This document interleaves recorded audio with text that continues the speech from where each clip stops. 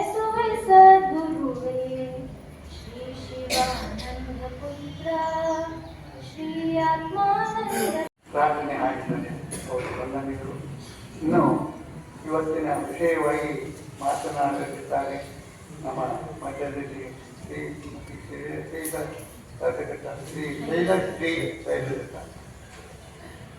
ಹೃದಯ ಮಂಡಲದಲ್ಲಿ ಸ್ಥಾಪಿಸಿಕೊಂಡು ಹಾಗೂ ಸದ್ಗುರು ಜಗದಾದಿ ಜಗದ್ಗುರು ಶಿವಾನಂದರನ್ನ ಅಜ್ಜನವರನ್ನ ಎನ್ನ ಹೃದಯ ಮಂಡಲದಲ್ಲಿ ಸ್ಥಾಪಿಸಿಕೊಂಡು ಪರಮ ಪವಿತ್ರ ಪಾವನ ಮೂರ್ತಿಗಳಾದಂತಹ ಬ್ರಹ್ಮನಿಷ್ಠರು ಆದಂತಹ ಆತ್ಮಾನಂದ ಅವರನ್ನ ಎನ್ನ ಹೃದಯದಲ್ಲಿ ಸ್ಥಾಪಿಸಿಕೊಂಡು ಹಾಗೂ ಸದ್ಗುರು ಬ್ರಹ್ಮನಿಷ್ಠ ಬ್ರಹ್ಮಲೀನ ಸದ್ಗುರು ಕೈವಲ್ಯಾನಂದ ಅಪ್ಪಗಳನ್ನು ಎನ್ನ ಹೃದಯ ಮಂದಿರದಲ್ಲಿ ಸ್ಥಾಪಿಸಿಕೊಂಡು ಹಾಗೂ ಅಭಿನವ ನಿಜವನರ ಪಾದಾರವಿಂದರಿಗೆ ನಮಿಸುತ್ತಾ ಹಾಗೂ ಅವರೆಲ್ಲರ ಅಳಿದಾವರಿಗೆ ಕೋಟಿ ಕೋಟಿ ನಮಸ್ಕಾರಗಳನ್ನು ಸಲ್ಲಿಸುತ್ತಾ ಇಲ್ಲಿ ನೆರೆದಂತ ಹಾಗೂ ಇಲ್ಲಿ ಬ್ರಹ್ಮ ವೇದಿಕೆಯಲ್ಲಿ ಆಸೀನರಾದಂತಹ ಬ್ರಹ್ಮನಿಷ್ಠ ಸದ್ಗುರು ಸಮರ್ಥ ಶಿವಾನಂದ ಅಪ್ಪಂಗಳ ಪಾದಗಳಿಗೆ ಹನಿಮನಿಯುತ್ತಾ ಇನ್ನುಳಿದ ಎಲ್ಲ ಪೂಜ್ಯರ ಪಾದಾರವಿಂದಗಳಿಗೆ ನಮಿಸುತ್ತಾ ಇಲ್ಲಿ ನೆರೆದಂತ ಎಲ್ಲ ತಂದೆ ತಾಯಂದಿಗಳ ಪಾದಾರವಿಂದಗಳಿಗೆ ನನ್ನ ನಮಸ್ಕಾರಗಳನ್ನು ಸಲ್ಲಿಸುತ್ತಾ ಇಂದಿನ ವಿಷಯದಲ್ಲಿ ಎಲ್ಲರೂ ಪಾಲ್ಗೊಳ್ಳೋಣ. ಇಂದಿನ ಅಧಿಕರಣದ ವಿಷಯ ಸಾಧಕನ ಲಕ್ಷಣಗಳೇ ಸಿದ್ಧನ ಲಕ್ಷಣಗಳು. ಅಂದ್ರೆ ಸಾಧಕ ಆದಂತವನು ಹೇಗಿರ್ತಾನ ಮತ್ತು ಸಿದ್ಧನಾದಂತವನು ಹೇಗಿರ್ತಾನ ಅನ್ನೋದನ್ನ ನಾವು ಮೊದಲು ತಿಳ್ಕೊಬೇಕಾಗಿದೆ. ಅಂದ್ರೆ ಸಾಧಕನಾದಂತವನು ಹೇಗೆ ಸಾಧಿಸಿಕೊಂಡು ಬರ್ತಾನ ಅದೇ ರೀತಿಯಾಗಿ ಸಿದ್ಧನು ಕೂಡ ಆಗಿರ್ತಾನ. ಮತ್ತೆ ಸಿದ್ಧನ ಲಕ್ಷಣಗಳು ಸಾಧಕನಲ್ಲಿ ಇರ್ತಾವ. ಇದನ್ನು ನಾವು ವಿಚಾರ ಮಾಡಬೇಕಾಗಿದೆ. ಈಗ ನಾವು ಸಾಧಕ ಅಂತ ಯಾರಿಗೆ ಕರಿಬೇಕು, ಮುಮುಕ್ಷು ಅಂತ ನಾವು ಯಾರಿಗೆ ಕರಿಬೇಕು ಅಂದ್ರೆ ಯಾರಿಗೆ ಮೋಕ್ಷಾಪೇಕ್ಷೆ ಆಗದ, ಯಾರಿಗೆ ನಮಗೆ ಜನನ ಮರಣ ದುಃಖ ನಮಗೆ ಬೇಡ ಆಗೈತಲ್ಲ ಅವರಿಗೆ ಅವರನ್ನ ನಾವೇನಂತ ಕರಿಬೇಕು, ಮುಮುಕ್ಷು ಅಂತ ಕರಿಬೇಕಾಗಿದೆ. ಈ ಹುಟ್ಟು ಸಾವುಗಳು ಯಾರಿಗೆ ಬೇಸತ್ತದ ಅವರಿಗೆ ಆಧ್ಯಾತ್ಮ ಬೇಕಾಗಿದೆ. ನಾವು ಇದೇ ಜೀವನದಲ್ಲೇ ಕಾಲ ಕಳಿತೇವೆ, ನಾವು ಇದರಲ್ಲೇ ಇರ್ತೇವೆ ಅನ್ನೋರಿಗೆ, ಈ ಸಂಸಾರದಲ್ಲೇ ಹೊರಡಾಡ್ತೇವೆ ಅನ್ನೋರಿಗೆ ಆಧ್ಯಾತ್ಮ ಇದು ಉಳಿಸೋದಿಲ್ಲ. ಯಾರಿಗೆ ಜನನ ಮರಣ ದುಃಖ ಬ್ಯಾಡ ಆಗೈತಿ ಅವರಿಗೆ ಇದು ಆಧ್ಯಾತ್ಮ. ಅದನ್ನ ಮುಮುಕ್ಷು ಅಂತ ನಾವು ಯಾರನ್ನ ಕರಿಬೇಕು, ಸಾಧಕ ಅಂತ ನಾವು ಅಧಿಕಾರಿ ಅಂತ ಯಾರನ್ನ ಕರಿಬೇಕು ಅಂದ್ರೆ ಮಲ ವಿಕ್ಷೇಪ ದೋಷ ರಹಿತ ಅಜ್ಞಾನ ಸಹಿತ ಸಾಧನ ಚತುಷ್ಟಯ ಸಂಪನ್ನನೇ ಅಧಿಕಾರಿ. ಅವನು ಹೇಗಿರ್ತಾನ ಅಧಿಕಾರಿ ಆದಂತವನು? ಈ ವಿಷಯದಲ್ಲಿ ಆತ ಪಾಲ್ಗೊಳ್ಬೇಕಾದ್ರೆ ಅವನ ಲಕ್ಷಣಗಳು ಏನಿರ್ತಾವು? ಮಲ ವಿಕ್ಷೇಪ ದೋಷಗಳಂದ್ರೆ ಪಾಪ, ಮಲ ಅಂದ್ರೆ ಪಾಪ ದೋಷ, ವಿಕ್ಷೇಪ ಅಂದ್ರೆ ಚಂಚಲತ್ವ. ಮಲ ವಿಕ್ಷೇಪ ದೋಷ ರಹಿತ ಅವನಲ್ಲಿ ಮಲ ವಿಕ್ಷೇಪ ದೋಷಗಳನ್ನ ಕಳೆದುಕೊಂಡಿರ್ಬೇಕು. ಅವನಲ್ಲಿ ಅಜ್ಞಾನ ಸಹಿತ, ಅವನಲ್ಲಿ ಅಜ್ಞಾನ ಇರಬೇಕು. ಅವನಲ್ಲಿ ಅಜ್ಞಾನ ಇದ್ದಾಗ ಅವನು ಗುರುವಿನ ಬಳಿ ಬರ್ತಾನ. ಯಾಕಂದ್ರೆ ಅವನಲ್ಲಿ ಅಜ್ಞಾನ ಇರಲಿಲ್ಲ ಅಂದ್ರೆ ಗುರು ಅವಶ್ಯಕತೆ ಇಲ್ಲ ಅವನಿಗೆ. ಅದಕ್ಕೆ ಅಜ್ಞಾನ ಸಹಿತ ಸಾಧನ ಮತ್ತೆ ಅಷ್ಟಿಗೆ ಮುಗಿಲಿಲ್ಲ, ಸಾಧನ ಚತುಷ್ಟಯ ಸಂಪನ್ನನಾಗಿರಬೇಕು. ವಿವೇಕ, ವೈರಾಗ್ಯ, ಸಮಾಧಿ, ಷಟ್ ಸಂಪತ್ತಿ, ಮುಮುಕ್ಷತ್ವಗಳು ಇವೆಲ್ಲ ಗುಣಗಳು ಅವನಲ್ಲಿ ಇದ್ದಾಗ ಅವನ ಅಧಿಕಾರಿ ಅಂತ ಕರೆಸ್ಕೊಳ್ತಾನ. ಸುಮ್ಮನೆ ಅವನ ಅಧಿಕಾರಿ ಆಗೋದಿಲ್ಲ. ಯಾಕಂದ್ರೆ ಇದು ಅಷ್ಟು ಸುಲಭವಾಗಿ ಯಾರಿಗೂ ಒಲಿಯೋದಿಲ್ಲ. ಇದು ಯಾರು ಇದರಲ್ಲಿ ವೈರಾಗ್ಯವನ್ನು ತಾಳ್ತಾರ, ಯಾರು ಇದನ್ನ ತಿಳ್ಕೋತಾರ ಅವ್ರಿಗೆ ಮಾತ್ರ ಇದು ಒಲಿಯೋದು. ಅನಂತ ಜನ್ಮಗಳಲ್ಲಿ ಮಾಡಿದಂತ ಪಾಪ ಪುಣ್ಯಗಳೇನದಾವಲ್ಲ ನಮ್ಮನ್ನ ಇದರಲ್ಲಿ ಪಾಲ್ಗೊಳ್ಳಕ್ ಬಿಡೋದಿಲ್ಲ. ಅದಕ್ಕೆ ನಾವು ಏನ್ ಮಾಡ್ಬೇಕು, ಆ ಅಧಿಕಾರಿ ಆದಂತವನ್ ಏನ್ ಮಾಡಿರ್ತಾನೆ, ಅನಂತ ಜನ್ಮಗಳಲ್ಲಿ ನಿಷ್ಕಾಮ ಪುಣ್ಯವನ್ನು ಮಾಡಿರ್ತಾನೆ. ಒಂದು ಸಕಾಮ ಪುಣ್ಯ, ಇನ್ನೊಂದು ನಿಷ್ಕಾಮ ಪುಣ್ಯ. ಸಕಾಮ ಪುಣ್ಯ ಮಾಡೋದ್ರಿಂದ ನಮ್ಗೆ ಏನ್ ಬರ್ತದೆ, ಸಕಾಮ ಪುಣ್ಯ ಮಾಡೋದ್ರಿಂದ ಆ ಫಲಗಳ ಮಾತ್ರ ನಮಗ ದೊರೀತಾವಷ್ಟೇ, ಅವು ನಮಗ ಮುಕ್ತಿಯನ್ನು ಕೊಡೋದಿಲ್ಲ. ಈಗ ಒಂದು ವ್ರತವನ್ನು ಮಾಡ್ತೀವಿ, ಯಾವುದೋ ಒಂದು ಗೌರಿ ವ್ರತನೋ, ಹೆಣ್ಮಕ್ಳೆಲ್ಲ ಮಾಡ್ತಾರೆ. ನಮ್ಮ ಗೌರಿ ವ್ರತ ಮಾಡೋದು, ಲಕ್ಷ್ಮೀ ವ್ರತ ಮಾಡೋದು ಎಲ್ಲರೂ ಮಾಡ್ತಾರೆ. ಸರಿ, ಅದರಲ್ಲಿ ಏನಾಗ್ತದೆ, ಒಂದು ಫಲ. ಯಾಕಂದ್ರೆ ನಮ್ಮ ಮನೆಗೆ ಒಳ್ಳೇದಾಗಲಿ, ನಮ್ಮ ಮಕ್ಕಳಿಗೆ ಒಳ್ಳೇದಾಗಲಿ ಅನ್ನೋ ಭಾವನೆ ಅಲ್ಲೇ ಇರ್ತದೆ. ಕೇವಲ ಒಂದು ಅಪೇಕ್ಷೆ ಮಾತ್ರ ಇದೆ. ಆದ್ರೆ ಮುಕ್ತಿ ಕೊಡ್ತದೇನೋ ಅಂದ್ರೆ ಮುಕ್ತಿ ಆಗೋದಿಲ್ಲ. ಯಾಕಂದ್ರೆ ಸುಮ್ಮನ ಅನ್ನೋದು ವಿಧಿ ಒಳಗದಿ ಮುಕ್ತಿ ಅಂತ ಹೇಳ್ತಾರೆ. ಅದಕ್ಕೆ ವಿಧಿ ವಿಧಾನಗಳಿದಾವೆ. ಅದಕ್ಕೆ ಬರೀ ನಾವು ದೇವ್ರ ಪೂಜೆ ಮಾಡೋದ್ರಿಂದ ನಮ್ಮ ಅಂತಃಕರಣಗಳ ಶುದ್ಧಿ ಅದು ಹೇಗ್ ಮಾಡ್ಬೇಕು, ನಿಷ್ಕಾಮ ಪುಣ್ಯವನ್ನು ಮಾಡ್ಬೇಕು ನಾವು. ಅದು ಹೇಗೆಂದ್ರೆ ಶಿವಾರ್ಪಣ ಬುದ್ಧಿಯಿಂದ, ಈಶ್ವರ ಅರ್ಪಣ ಬುದ್ಧಿಯಿಂದ ಮಾಡಿದಾಗ ಏನಾಗ್ತದೆ ಅದು ನಮ್ಗೆ ಸಫಲತೆಯನ್ನು ಕೊಡ್ತದೆ. ಅದು ಏನಾಗ್ತದೆ, ನಮಗ್ ಜ್ಞಾನಕ್ಕೆ ದಾರಿ ಆಗ್ತದೆ. ಮಲ ವಿಕ್ಷೇಪ ದೋಷಗಳನ್ನ ನಾವು ಕಳ್ಕೊಂಡಿರ್ಬೇಕು. ಯಾಕಂದ್ರೆ ಪಾಪ ಪುಣ್ಯ ಇವೆಲ್ಲ ಪಾಪಾದಿಗಳನ್ನ ನಾವು ಕಳ್ಕೊಂಡಾಗ ಹೃದಯ ಅಂತಃಕರಣ ಶುದ್ಧಿ ಆದಾಗ ಮಾತ್ರ ಅಲ್ಲಿ ಜ್ಞಾನದ ಬೀಜವನ್ನು ಬಿತ್ತಾಕ್ ಬರ್ತದೆ. ನಾವು ಫಲವನ್ನ ಹಸನ್ ಮಾಡಿ ಬಿತ್ತಬೇಕಾಗತ್ತೆ. ಹಂಗೆ ನಾವು ಬಿತ್ತೇವೆ ಫಲವನ್ನ, ಅಲ್ಲಿ ಕಸ ಕಟ್ಟೆಗಳು ಬೆಳೆದಿರ್ತಾವು.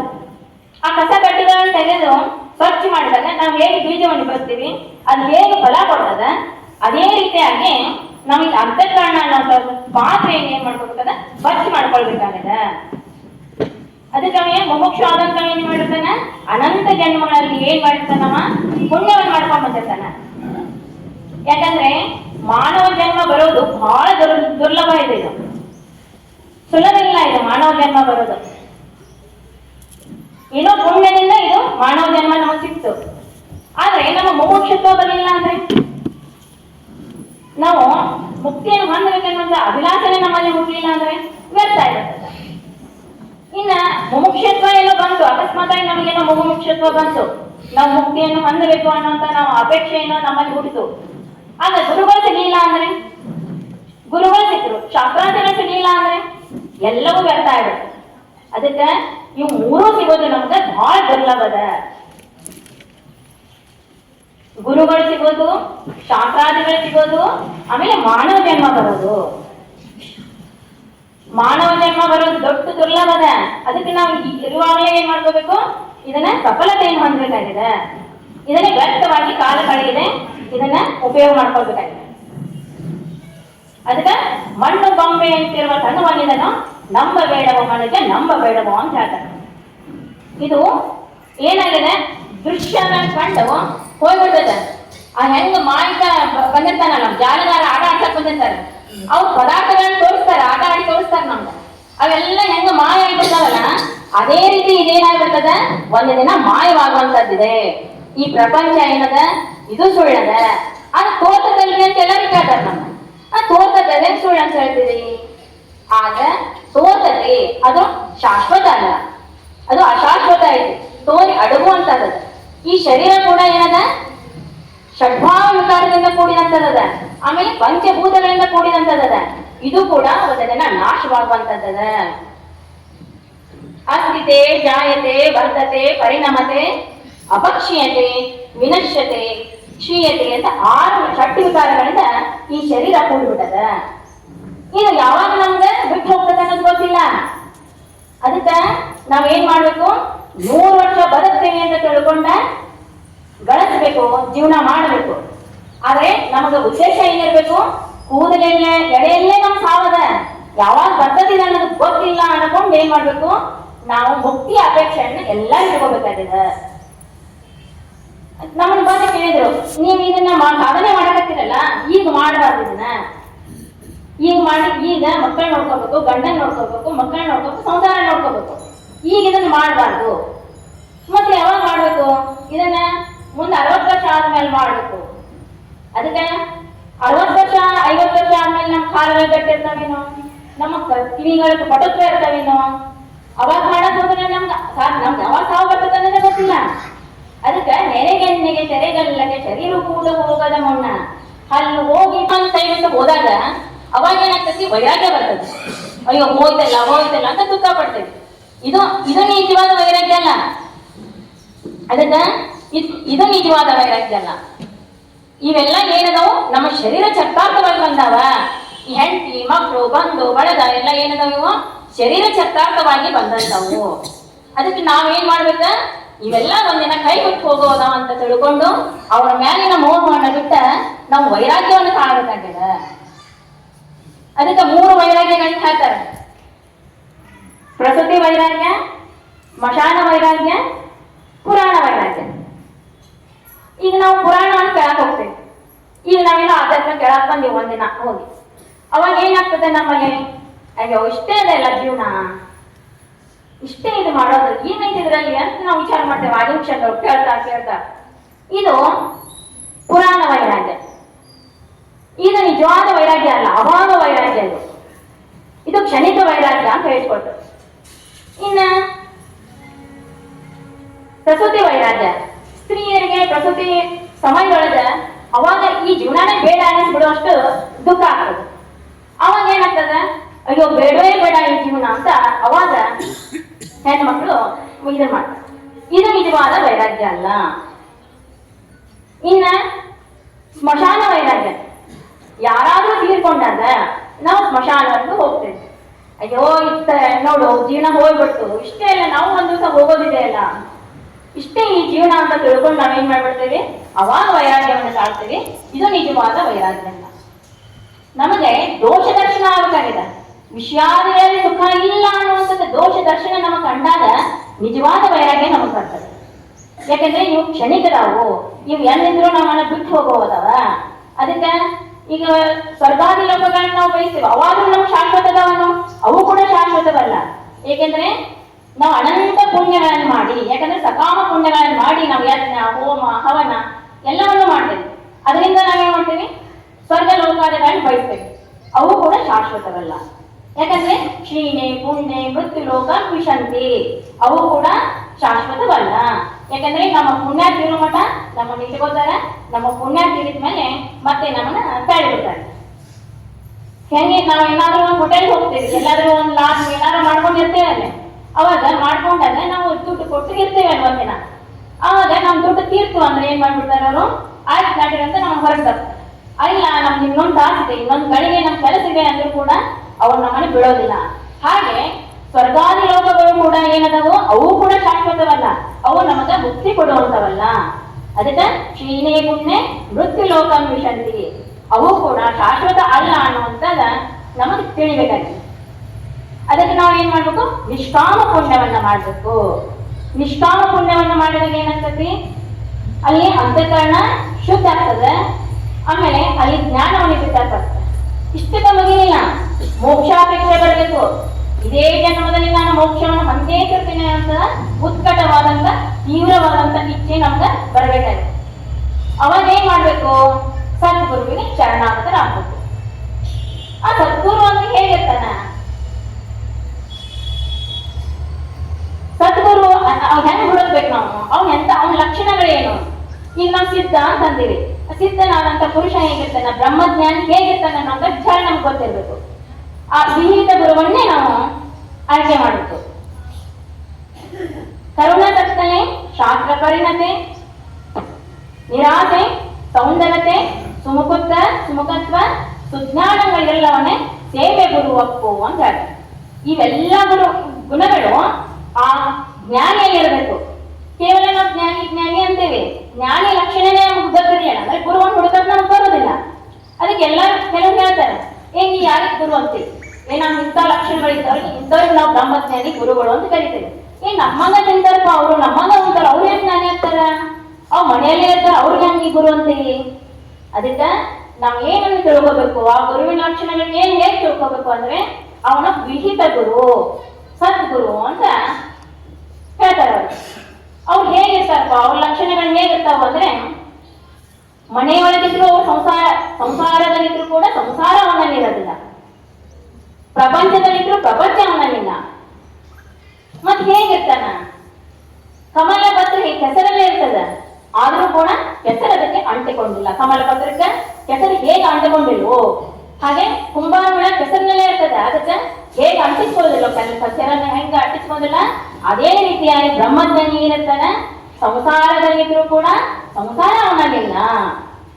ಅವನೇನ್ ಮಾಡ್ಬಿಡ್ತಾನೆ, ಸಾಧನೆಯನ್ನ ಮಾಡಿ ಮಾಡಿ ಆತ್ಮಜ್ಞಾನದಲ್ಲೇ ಜೀವನವನ್ನ ಕಳೆದ್ಬಿಡ್ತಾರೆ. ಅವ್ರ ಮನಸ್ಸೆಲ್ಲ ಆತ್ಮನಲ್ಲೇ ಇರ್ತದೆ. ಆಮೇಲೆ ಈಗ ನಾವು ಪ್ರಾಪಂಚಿಕ ಹೇಗೆ ಅಂದ್ರೆ, ತೆಂಗಿನಕಾಯಿ ಇರ್ತದೆ ಇವಾಗ, ಆ ತೆಂಗಿನಕಾಯಿ ಹಸಿ ತೆಂಗಿನಕಾಯಿ, ಒಣ ತೆಂಗಿನಕಾಯಿ ಅಲ್ಲ, ಹಸಿ ತೆಂಗಿನಕಾಯಿ. ಈ ಹಸಿ ತೆಂಗಿನಕಾಯಿ ಎಲ್ಲರ ಮನೆಗಳಲ್ಲಿ ಹೊಡಿತೇವೆ ನಾವು, ಗುಡಿಗಳಲ್ಲಿ ಹೊಡಿತೀವಿ, ಮನೆಗಳಲ್ಲಿ ಹೊಡಿತೀವಿ. ಅದು ಹೇಗೆ ಬರ್ತದೆ, ಆ ಚಿಕ್ಕ ಸಮೇತವಾಗಿ ಕೊಬ್ಬರಿ ಬರ್ತದೆ. ಆ ಚಿಕ್ಕ ಸಮೇತವಾಗಿ ಕೊಬ್ಬರಿ ಹೇಗೆ ಬರ್ತದಲ್ಲ, ಹಾಗೆ ಪ್ರಾಪಂಚಿಕರು ಹೆಂಗಂದ್ರೆ ಇವ್ರು ಏನಾಗಿರ್ತಾರಂದ್ರೆ, ಪ್ರಾಪಂಚಿಕರು ಜನನ ಮರಣ ದುಃಖಗಳಿಗೆ ಒಳಗಾಗುವಂಥವ್ರು. ಅದ್ ಹೇಗೆ ಚಿಪ್ಪಿ ಹೆಂಗ ಅಂಟಕೊಂಡಿರ್ತಲ್ಲ, ಹಂಗ ನಾವೇನಾಗಿರ್ತೇವೆ, ಪ್ರಾಪಂಚಿಕರು ಜನನ ಮರಣ ದುಃಖಕ್ಕೆ ಒಳಗಾಗಿರ್ತೇವೆ. ಪುನರಪಿ ಜನನಂ ಪುನರಪಿ ಮರಣಂ ಪುನರಪಿ ಜನನೇ ಜಠರೇ ಶಯನಂ ಇಹ ಸಂಸಾರೇ ಖಲು ದುಸ್ತಾರೆ ಸ್ವಪಯಾಪಾರೆ ಪಾಹಿ ಮುರಾರಿ ಭಜ ಗೋವಿಂದಂ ಭಜ ಗೋವಿಂದಂ ಭಜ ಗೋವಿಂದಂ ಭಜ ಮೂಢಮತೆ. ಹೆಂಗ ಈ ಪ್ರಾಪಂಚಿಕ ಹೆಂಗಂದ್ರ ಅವರು ಚಿಪ್ಪಿನ ಸಮೇತ ಹೆಂಗ್ ಬರ್ತದಲ್ಲ ಕೊಬ್ಬರಿ ಆ ತರ ಪ್ರಾಪಂಚಿಕರು ಜನನ ಮರಣದಕ್ಕ ಒಳಗಾಗುವಂಥವ್ರು. ಆದ್ರೆ ಜ್ಞಾನಿ ಹೇಗಿರ್ತಾನ? ಜ್ಞಾನಿ ಜನನ ಮರಣ ದುಃಖವನ್ನ ಹೊಂದಂಗಿಲ್ಲ, ಅವನಿಗೆ ಹುಟ್ಟೂ ಇಲ್ಲ ಸಾವೂ ಇಲ್ಲ. ಹೆಂಗ್ರಿ ಇದು? ಹೆಂಗ್ ಸಾಧ್ಯ?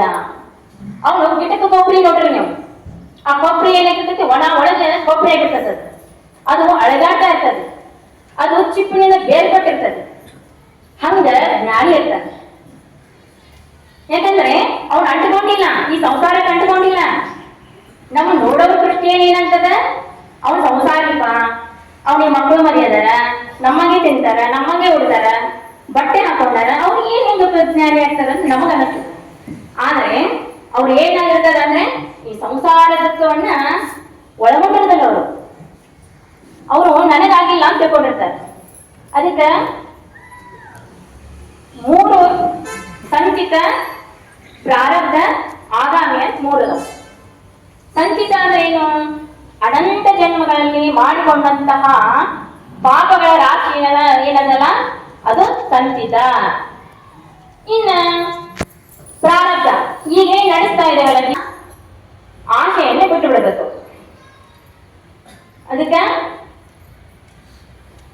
ಇದು ವಿಹಿತ, ಇದು ಅಹಿತ ಎನ್ನೋದನ್ನ ಇದನ್ನ ಮಾಡ್ಬೇಕು ನಾವು. ಇದು ಹಿತವಿದು ಅಹಿತವಿದು ಎಂಬುದನ್ನು ಅರಿಯದೆ, ಹೃದಯದ ಭೋಗೇಚ್ಛೆದೊರೆಯದೆ, ಒದಗಿ ಸಮಾಧಿ ಷಟ್ ಸಂಪತ್ತಿನ ಸಮಾಧಿ ಸಾಧನವಾರು ನರೆಯದೆ, ಸದುಗತಿ ಆಸೆಗಳು ಉರಿಯದೆ. ಅಂದ್ರೆ ನಾವೇನು ಹೃದಯದ ಭೋಗೇಚ್ಛೆ, ಈ ಹೃದಯನ ಇದನ್ನ ಮಾಡ್ಬೇಕಾಗಿದೆ, ನಾವು ಭೋಗೇಚ್ಛೆಗಳನ್ನೆಲ್ಲ ತೊಳಿಬೇಕಾಗಿದೆ, ಹೃದಯ ಗ್ರಂಥಿ ಛೇದನ ಆಗ್ಬೇಕಾಗಿದೆ, ಪರಮ ಜೀವನ ಒಂದುಗೂಡ್ಬೇಕಾಗಿದೆ. ಅದಕ್ಕೆ ನಾವೇನ್ ಮಾಡ್ಬೇಕು? ಪರಮ ಜೀವರು ಒಂದುಗೂಡಬೇಕಾಗಿಲ್ಲ, ಶಿವಜೀವನ ಐಕ್ಯತೆ ಆಗ್ಬೇಕಾಗಿದೆ.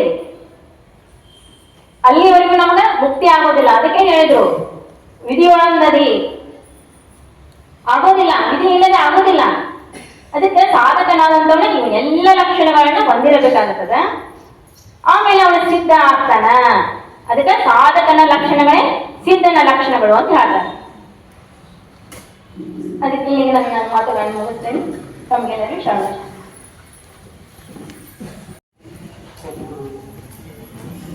ಶಿವಾನಂದಪ್ಪ ಅವರು ಪವಿತ್ರ ಪಾದಾರಗಳಲ್ಲಿ ಅನಂತ ಅನಂತ ನಮನಗಳನ್ನು ಸಲ್ಲಿಸುತ್ತಾರೆ. ಸದ್ಗುರು ಆತ್ಮಾನಂದಪ್ಪನವರ ಪವಿತ್ರ ಪಾದಗಳಿಗೆ ನಮಸ್ಕರಿಸುತ್ತಾರೆ. ಸದ್ಗುರು ನಿರಂಜನಪ್ಪ ಅವರ ಪವಿತ್ರ ಪಾದಾರಗಳಿಗೆ ಅಣಿಮಣಿಗಳು ದಿವ್ಯ ಸಾನ್ನಿಧ್ಯ ವಹಿಸಿರ್ತಕ್ಕಂಥ ಪರಮ ಪೂಜ್ಯ ಸದ್ಗುರುದೇವರು ಸಮರ್ಥ ಶಿವಾನಂದಪ್ಪ ಅವರ ಪವಿತ್ರ ಪಾದಾರಗಳಿಗೆ ಅನಂತ ನಮನಗಳನ್ನು ಸಲ್ಲಿಸುತ್ತಾರೆ. ಸದ್ಗುರು ಬಸವರಾಜ ಪಂಡಿತಪ್ಪ ಅವರ ಪವಿತ್ರ ಪಾದಾರಗಳಿಗೆ ನನ್ನ ಅನಂತ ನಮನಗಳನ್ನು ಸಲ್ಲಿಸುತ್ತಾರೆ. ಈ ವೇದಿಕೆಯ ಮೇಲೆ ಆಶ್ರಿತವಾದಂತಹ ಎಲ್ಲ ಪೂಜ್ಯರಿಗೂ ನನ್ನ ಅನಂತ ನಮನಗಳನ್ನು ಸಲ್ಲಿಸಿ ಹಾಗೂ ತಮಗೆಲ್ಲರಿಗೂ ನನ್ನ ಅನಂತ ಅನಂತ ನಮನಗಳು. ಸಾಧಕ, ಆ ಸಾಧಕನ ಲಕ್ಷಣಗಳೇ ಸಿದ್ಧನ ಲಕ್ಷಣ. ಯಾರಿಗೆ ಹೇಳಿದ್ರು? ಸಾಧಕ ಹೇಳಿದ್ರು. ಈಗ ಮಾತಾಡೋಂಗಲ್ಲ, ಆದ್ರ ಯಾವ ಹೇಳಿದ್ ಮಾತು. ಯಾಕಂದ್ರೆ ವಿವೇಕ, ವೈರಾಗ್ಯ, ಶಮದಮಾದಿ ಮುಂಜಾನೆ ಅಪ್ಪ ಅವರೆಲ್ಲ ಹೇಳಿದ್ರು. ಆಮೇಲೆ ಮುಮುಕ್ಷತ್ವ ಈ ಗುಣಗಳು ಬರಬೇಕಾಗಿತ್ತು ಅಂದ್ರೆ ಅದಷ್ಟು ಸರಳ ಇದು. ಯಾಕಂದ್ರೆ ಅದಕ್ಕಾಗಿಯೇ ಮೀಸಲಾಗಿದ್ದ ನಾವು ಅವನ ಎಲ್ಲ ಲಕ್ಷಣಗಳನ್ನು ನಾವು ಅರ್ಥಕೊಂಡು ಸಾಕಂದ ಅವನ ಕೆಲಸ ಇತ್ತು. ಇದೆಲ್ಲ ಸಾಕಾಗಿರ್ಬೇಕಲ್ಲ. ಏನೋ ಒಳ್ಳೆ ಗುರುವೇ ಮುಕ್ತಿ ದೊರೆಯುವ ಸಾಧನವನ್ನ ಒಂದನ್ನ ನೀಡೋ ಅಂತ ಎಲ್ಲವನ್ನು ತ್ಯಾಗ ಮಾಡಿ ತನು ಮನ ಧನ ಅಂತ ಏನೈತಲ್ಲ ಒಳಗೆ ಏನು ಹಿಡ್ಕೊಂಡನ ಅದನ್ನ ಎಲ್ಲವನ್ನ ತ್ಯಾಗ ಮಾಡಿ ಹೋದ ಒಂದು ಹೇಳಿದ ಮಾತು ಅವನು ಸಾಧಕ. ಯಾಕಂದ್ರೆ ಸ್ವಚ್ಛ ಹೇಳ್ತಾವ ಇಲ್ಲಿ ಏನಿಲ್ಲ, ಯಾವುದರ ಇನ್ನೊಂದು ಅಪೇಕ್ಷೆ ಇಲ್ಲ. ಅಲ್ಲಿ ಇನ್ನೊಂದು ಅಪೇಕ್ಷೆ ಇಟ್ಟರಲ್ಲ ಅಲ್ಲ, ಅದಕ್ಕೆ ಸ್ವಚ್ಛವಾಗಿ ಅಪ್ಪ ಅವ್ರ ಮೇಲಿದ್ನೆಲ್ಲ ತಿಳಿಸ್ತಾರೆ ನಮಗೆ ಸಮರ್ಥ ಅಪ್ಪ ಅವ್ರು. ಯಾಕೆ ಇವೆಲ್ಲ ಬರ್ಬೇಕಲ್ಲ, ಈ ಕ್ರಮ ಬರ್ಬೇಕಲ್ಲ. ಬೆಳಕಿಯೂ ಅದನ್ನ ಹೇಳಿದ್ರೆ ನಮಗೆ ಮೊದಲು ಅದನ್ನ ಸುಮ್ಮನಾಗದು ವಿಧಿಯೊಳೊಂದದೇ ಮುಕ್ತಿ, ಅದು ನಿತ್ಯ ಇದು ಅನಿತ್ಯ ಎಂಬುದನ್ನು ಅರಿಯದೆ ಹೃದಯದ ಭೋಗದ ಇಚ್ಛೆ ದೊರೆಯದೆ ಒದವಿ ಸಮಾಧಿ ಸಾಧನವಾರು ನೆರೆಯದೆ ಸದುಗತಿ ಆಸೆಗಳು ಉರಿಯದೆ ಇವೆಲ್ಲ ತಯಾರಾಗಿ ಬರ್ಬೇಕಲ್ಲ. ಇವೆಲ್ಲ ಗುರುಗಳಲ್ಲಿ ಬಂದು ಅವು ಶರಣಾಗತನಾಗಿ ನಾವು ನೋಡ್ಕೋಬೇಕಲ್ಲ. ಆಪ್ತ ಮುಂದೆ ಕೆಲಸದವು ಗುರುಪಾದ ಸೇವೆಯನ್ನು ಒಲವಿಂದ ಮಾಡದೆ ವರ ನಿಗಮವನ್ನು ನೋಡಿ ಪಾಡದೆ ಶರೀರ ಮುಂತಾದ ಉಪಾಧಿಗಳನ್ನು ಈಡಾಡದೆ ಇವೆಲ್ಲ ನಾವು ಮಾಡ್ಕೊಂಡಾಗ ನಾ ಬೇರೆ ಅಲ್ಲ ನೀ ಬೇರೆ ಅಲ್ಲ ಅಂತ ಸಾಧಕ ಯಾರು ಇವನ್ನೆಲ್ಲ ನೋಡ್ಕೋಬೇಕಲ್ಲ.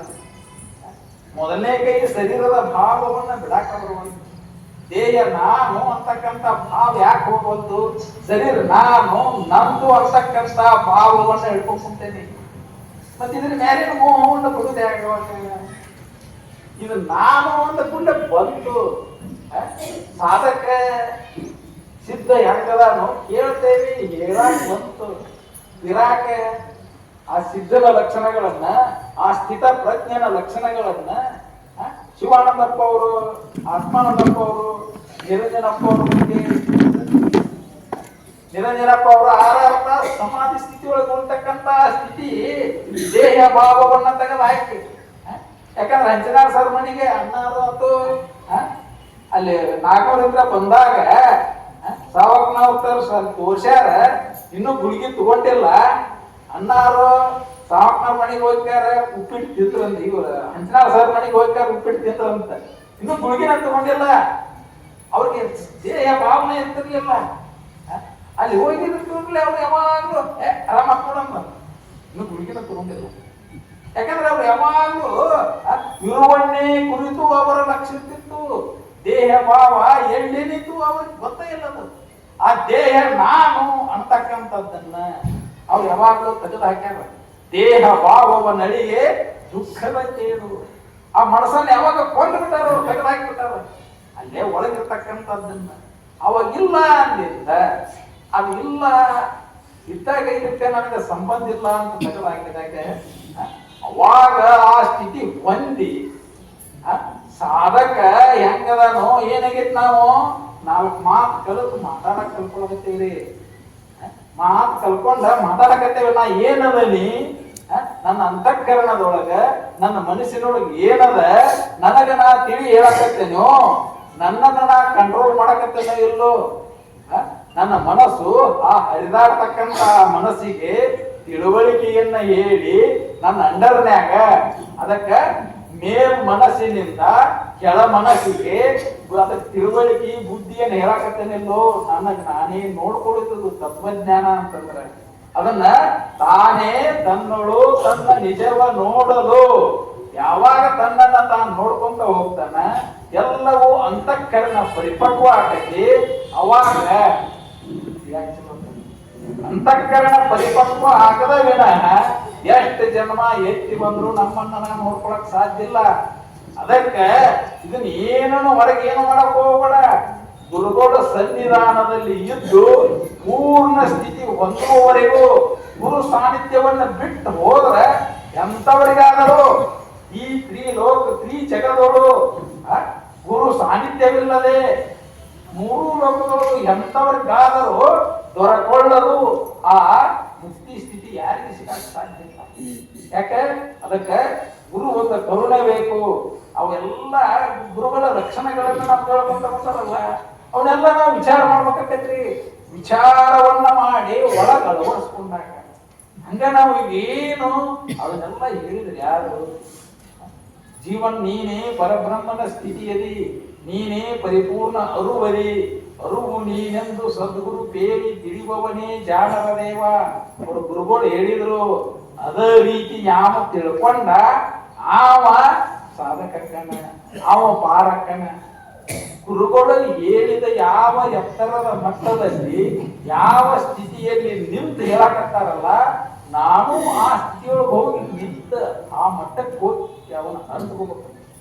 ಯಾಕಂದ್ರೆ ಅದು ಹಾಗಾದ್ರೆ ನಾವು ಸಮಾಧಿ ವಿವೇಕ ವೈರಾಗ್ಯ ಇಲ್ಲದ ಜಾಗಿಲ್ಲ ಮೊದಲಿಲ್ಲ ರೂಮ್ ಮದರ್ ಅಂತೇಳಿ ಅಪ್ಪ ಅವ್ರ ಮೇಲಿಂದೆಲ್ಲ ಹೇಳ್ತಿದ್ರು. ಬರೀ ಯಾಕಂದ್ರೆ ಒಂದು ಈ ಶರೀರದ ಮ್ಯಾಲಿನ ಒಂದು ಗುಂಗಾಡ ಕಡ್ತಾ ತಡ್ಕೊಳಕ್ ಆಗುದಿಲ್ಲ. ನಾವು ಸುಮ್ಮನೆ ಕೂತಿರ್ತೇವೆ, ಮುಂದಾಗ ಒಂದು ಗುಂಗಾಡ ಬಂದು ಕಡಿತೆ ಅಂದ್ರೆ ನಾವು ಹೊಳ್ಯಾಡ್ತೀವಿ. ಮತ್ತೀಗ ಅವರಿಗೆ ಆ ದೇಹ ಭಾವವನ್ನ ತೆಗೆದುಹಾಕಿದಾಗ ಆ ಶರೀರ ನಾನಲ್ಲ ಅಂತಕ್ಕಂಥ ಆ ಭಾವವನ್ನು ತೆಗೆದುಹಾಕಿದ್ದು ಏನಿಲ್ಲ. ಅದಕ್ಕೆ ನಾವು ಈಗ ಪರಿಪೂರ್ಣವಾಗಿ ನನ್ನನ್ನ ಅರ್ಥಕೊಂಡು ನೋಡ್ಕೋಬೇಕು ಅಂತಂದ್ರೆ ಬಿಟ್ಟು ಬಿಡದ ಅಭ್ಯಾಸ ಬೇಕಂತ. ಯಾವ ಅಭ್ಯಾಸ? ಸ್ವರೂಪದ ಅಭ್ಯಾಸ. ಅದು ಹಂಗ ಬರುವುದಿಲ್ಲ. ಎತ್ತಾಗಿ ತೊತ್ತಾಗಿ ಹಿತ್ತಲದ ಗಿಡವಾಗಿ ಮತ್ತೆ ಪಾದದ ಕೆರವಾಗಿ ಗುರುವಿನ ಹತ್ತಿರವಿರಲೆಂದ ಸರ್ವಜ್ಞ. ಈಗ ನಾವು ಓದುವುದು ಬರೆಯುವುದು ಸಿಗುದಿಲ್ಲ. ಓದು ಮಟ್ಟ ಕೂತು ಮಟ್ಟ ನಾವ್ ಏನಂತ ಹೊಂದ್ಬಿಟ್ಟೇವು. ಓದೋದು ಅದರಾಗಿಲ್ಲ, ಓದೋದ್ರೊಳಗಿಲ್ಲ. ಓದುವುದರಿಂದ, ಬರೆಯುವುದರಿಂದ, ಕೇಳುವುದರಿಂದ, ಪ್ರಾರ್ಥಿಸುವುದರಿಂದ ಸಿಗುವುದಿಲ್ಲ. ಯಾರು ಆ ಬ್ರಹ್ಮ ಸ್ಥಿತಿಯನ್ನು ಹೊಂದಿರುತ್ತಾರ ಶ್ರದ್ಧೆಯಿಂದ, ಅಷ್ಟು ಜನ ಮಕ್ಕಳು ಗೊತ್ತಿಲ್ಲ, ಶ್ರದ್ಧೆಯಿಂದ ನಡ್ಕೊಳಕ್ ಕಲ್ಕೋಬೇಕು. ನಾವು ಮೊದಲನೇದ್ದು ಅಲ್ಲಿ ಏನ್ ನಾವು ಸುಳ್ಳು ಹೇಳಕ್ ಕಲ್ಕೊಂಡೇವೆ. ಇಲ್ಲೇ ಹೋಗಿ ಹೇಳ್ತಿಪ್ಪ ಅಲ್ಲಿ ಬರಬಾರ್ದಲ್ಲಿ ಎಲ್ಲಿದೆ ಅಂತ ಕೇಳಿದ್ರೆ ನಾ ಏನದ ಅದನ್ನ ಹೇಳ್ಬೇಕು. ಗುರುಗಳು ಬೇರೆ ಎರಡು ಮಾತಾಡಿರಲ್ಲ ಬಾ ಅಂತ ಕರೆದ್ರೆ ಆಗ ಇವೆಲ್ಲ ಏನಾಗೈತಿ ನಾವು ನೆವ ಹೇಳ್ತೀವಿ. ಇವೆಲ್ಲ ಹೋಗ್ಬೇಕಾಗೈತಿ. ಅಲ್ಲೇ ಸದ್ಗುರುಗಳ ಸನ್ನಿಧಾನದೊಳಗೆ ನಾವು ಸತತವಾಗಿ ಅದ ಅಭ್ಯಾಸವನ್ನ ಮಾಡಬೇಕು ಅಂತಂದ್ರೆ ಆ ಗುರು ವಚನವೇ ಶ್ರುತಿ, ಗುರು ವಚನವೇ ಪತ್ತಿ ಅಂತ ಶ್ರುತಿ ನೇಮದ ಎಲ್ಲ ಉಪನಿಷತ್ತುಗಳಲ್ಲದ. ಯಾಕಂದ್ರೆ ಅದನ್ನ ಹುಡುಕ್ತಿರ್ತಾರ ಅವರಲ್ಲಿ. ಯಾಕಂದ್ರೆ ಅವು ಅನೇಕ ಭಗವದ್ಗೀತೆಯೊಳಗೆ ಹೇಳ್ಯಾರನ್ನ ಸ್ವಚ್ಛವಾಗಿ ಕಾಯ್ತಿರ್ತಾರ. ಅಪ್ಪ ಜೀವಿಗಳು ಕಾಯ್ತಿರ್ತಾರಪ್ಪ ನಾವು ಹುಟ್ಟು ಬರ್ಬೇಕಂತ. ಎಲ್ಲಿ ಪರಿಪಕ್ವವಾದ ಅಂತ ವಂಶಗಳು ಹುಟ್ಟಿ ಬರಬೇಕು ಅಂತ ಸಾಧಕರಾಗಿ ಕಾಯ್ತಿರ್ತಾರ. ಅದಕ್ಕೆ ನಾವು ನೀವಲ್ಲ ಸಿಕ್ಕಂತ ಈ ಸದಾವಕಾಶವನ್ನ ಸದ್ಗುರುಗಳು ಸಿಕ್ಕಾರ. ಆ ಸಿಕ್ಕಂತ ಈ ಅವಕಾಶವನ್ನ ಅವ್ರ ಮುಖಾಂತರ ಕೇಳಿ ನಮ್ಮ ಅಂತಃಕರಣವನ್ನ ಪರಿಶುದ್ಧ ಮಾಡಿಕೊಂಡು ಆ ಸಾಧನೆಯೊಳಗೆ ನಡೆಯುವಂತೇಳಿ ನನ್ನ ಎರಡು ವಾಣಿಗಳನ್ನು ಸದ್ಗುರು ಪಾದಾರವಿಂದಗಳಿಗೆ ಅರ್ಪಿಸಿ ನನ್ನ ಮಾತಿಗೆ ಬರೋಣ. ಸುದೀರ್ಘವಾಗಿ ಮಾತಾಡಿದರು. ಈ ಧಾರವಾಡ ಮಂಡಳಿಯ ಪರವಾಗಿ ಅವರಿಗೆ ಧನ್ಯವಾದಗಳು. ಇವತ್ತಿನ ಪುಣ್ಯ ಸ್ಮರಣೆಯ ಅಧಿಷ್ಠಾನ ಮೂರ್ತಿಗಳಾಗಿರ್ತಕ್ಕಂಥ ಪರಮ ಪೂಜ್ಯ ಆತ್ಮಾನಂದಪ್ಪನವರ, ನಿರಂಜನಪ್ಪನವರ ಹಾಗೂ ದೇವಮ್ಮ ತಾಯಿಯವರ ಪವಿತ್ರವಾದ ಪಾದಾರವಿಂದಗಳಿಗೆ ಈ ಪುಣ್ಯ ಸ್ಮರಣೆಯ ಕಾರ್ಯಕ್ರಮದ ದಿವ್ಯ ಸಾನ್ನಿಧ್ಯವನ್ನು ವಹಿಸಿರ್ತಕ್ಕಂಥ ಪರಮ ಪೂಜ್ಯ ಸಮರ್ಥರ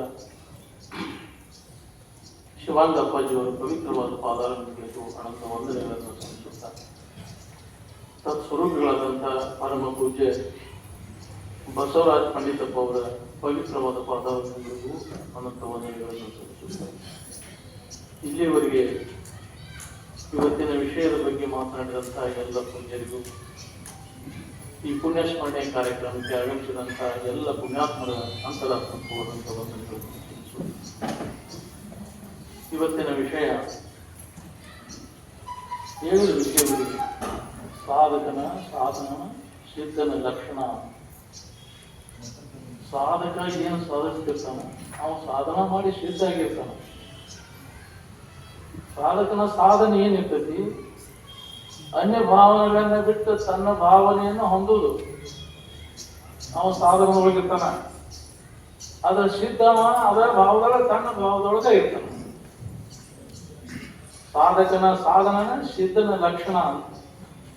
ಸಾಧಕನ ಸಾಧನೆ ಏನಿರ್ತೈತಿ ಅದಕ್ಕೆ ಅವನು ಅದಕ್ಕೆ ಗೊತ್ತಾಕೈತಿ.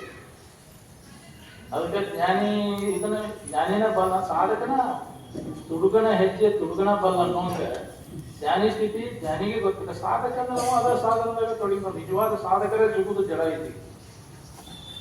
ಬಹಳ ಮಂದಿ ಎಲ್ಲರೂ ಹೇಳೋರು, ಶಾಸ್ತ್ರ ಹೇಳೋರೆಲ್ಲ ಸಾಧಕರಲ್ಲ. ಶಾಸ್ತ್ರ ಹೇಳೋರು ಬಹಳ ಒಪ್ಪಿರ್ತಾರೆ. ಸಾಮಾನ್ಯವಾಗಿ ತಿಳ್ಕೊಂಡು ದೊಡ್ಡ ಹೇಳ್ತಾರೆ, ಸಾಧಕರಾಗೋದು ಅಂದ್ರೆ ಬಹಳ ಕಠಿಣ. ಸಾಧನೆಯೊಳಗೆ ತೊಡಗುದಂದ್ರೆ ಅಂತಃಕರಣ ಪರಿಸ್ಥಿತಿ ಮಾಡ್ಕೊಂಡು ಎಲ್ಲ ವಾಸನೆಗಳನ್ನ ನಾಶ ಮಾಡ್ಕೊಂಡಾಗ ನಾವು ಸಾಧಕ. ಅವಾಗ ನಮಗೆ ಅಭ್ಯಾಸದಾಗ ಮುಂದುವರಿಯಬಹುದು.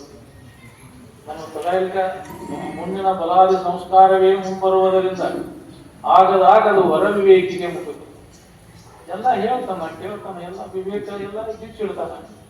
ಸುಮಹಂತಪಿ ಶಾಸ್ತ್ರಾಣಿ ಧಾರಯಂತೋ ಬಹುಸುತಃ ಚೇತಾರ ಸಂಶಯ. ಕೇಳುವುದರ ಸಂಶಯ ಎಲ್ಲ ನಿವಾರಣೆ ಆದಪ್ಪ. ಇವನ ಇದನ್ನು ಕೇಳಿದ್ರು, ಬೋಧೆಯನ್ನು ಕೇಳಿದ್ರು. ಆದ್ರೆ ಇಷ್ಟಂತೆ ಲೋಭ ಮೋಹಿತ. ಆದ್ರೆ ಲೋಭ ಮೋಹಾದಿಗಳ ಜಿಪ್ಪಣ ಮಧ್ಯ ಆಗಿರ್ತಾನೆ. ಆದ್ರೆ ಕಠಿಣದ ಅದನ್ನು ಸಾಧಿಸೋದು ಕಠಿಣ.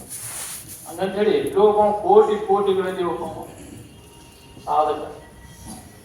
ಅವಾಗ ಸಹಸ್ರೇಶು ಅಂತ ಹೇಳ್ಯಾರ ಕೃಷ್ಣ ಪರಮಾತ್ಮ. ಅದಕ್ಕೆ ಸಾಧನ ಮಾಡವ ಸಾವಿರಾರು ಜನಗಳಿಗೆ ಒಬ್ಬ ಇದಕ್ಕೆ ಸಾಧನ ಕೊಡಬೇಕು. ಅಂತ ಸಾಧನೆಗಳ ತೊಡಗಿದ ಸಾವಿರಾರು ಜನಗಳಲ್ಲಿ ಎಲ್ಲೂ ಒಬ್ಬವ ಸಿದ್ಧಾಗವ.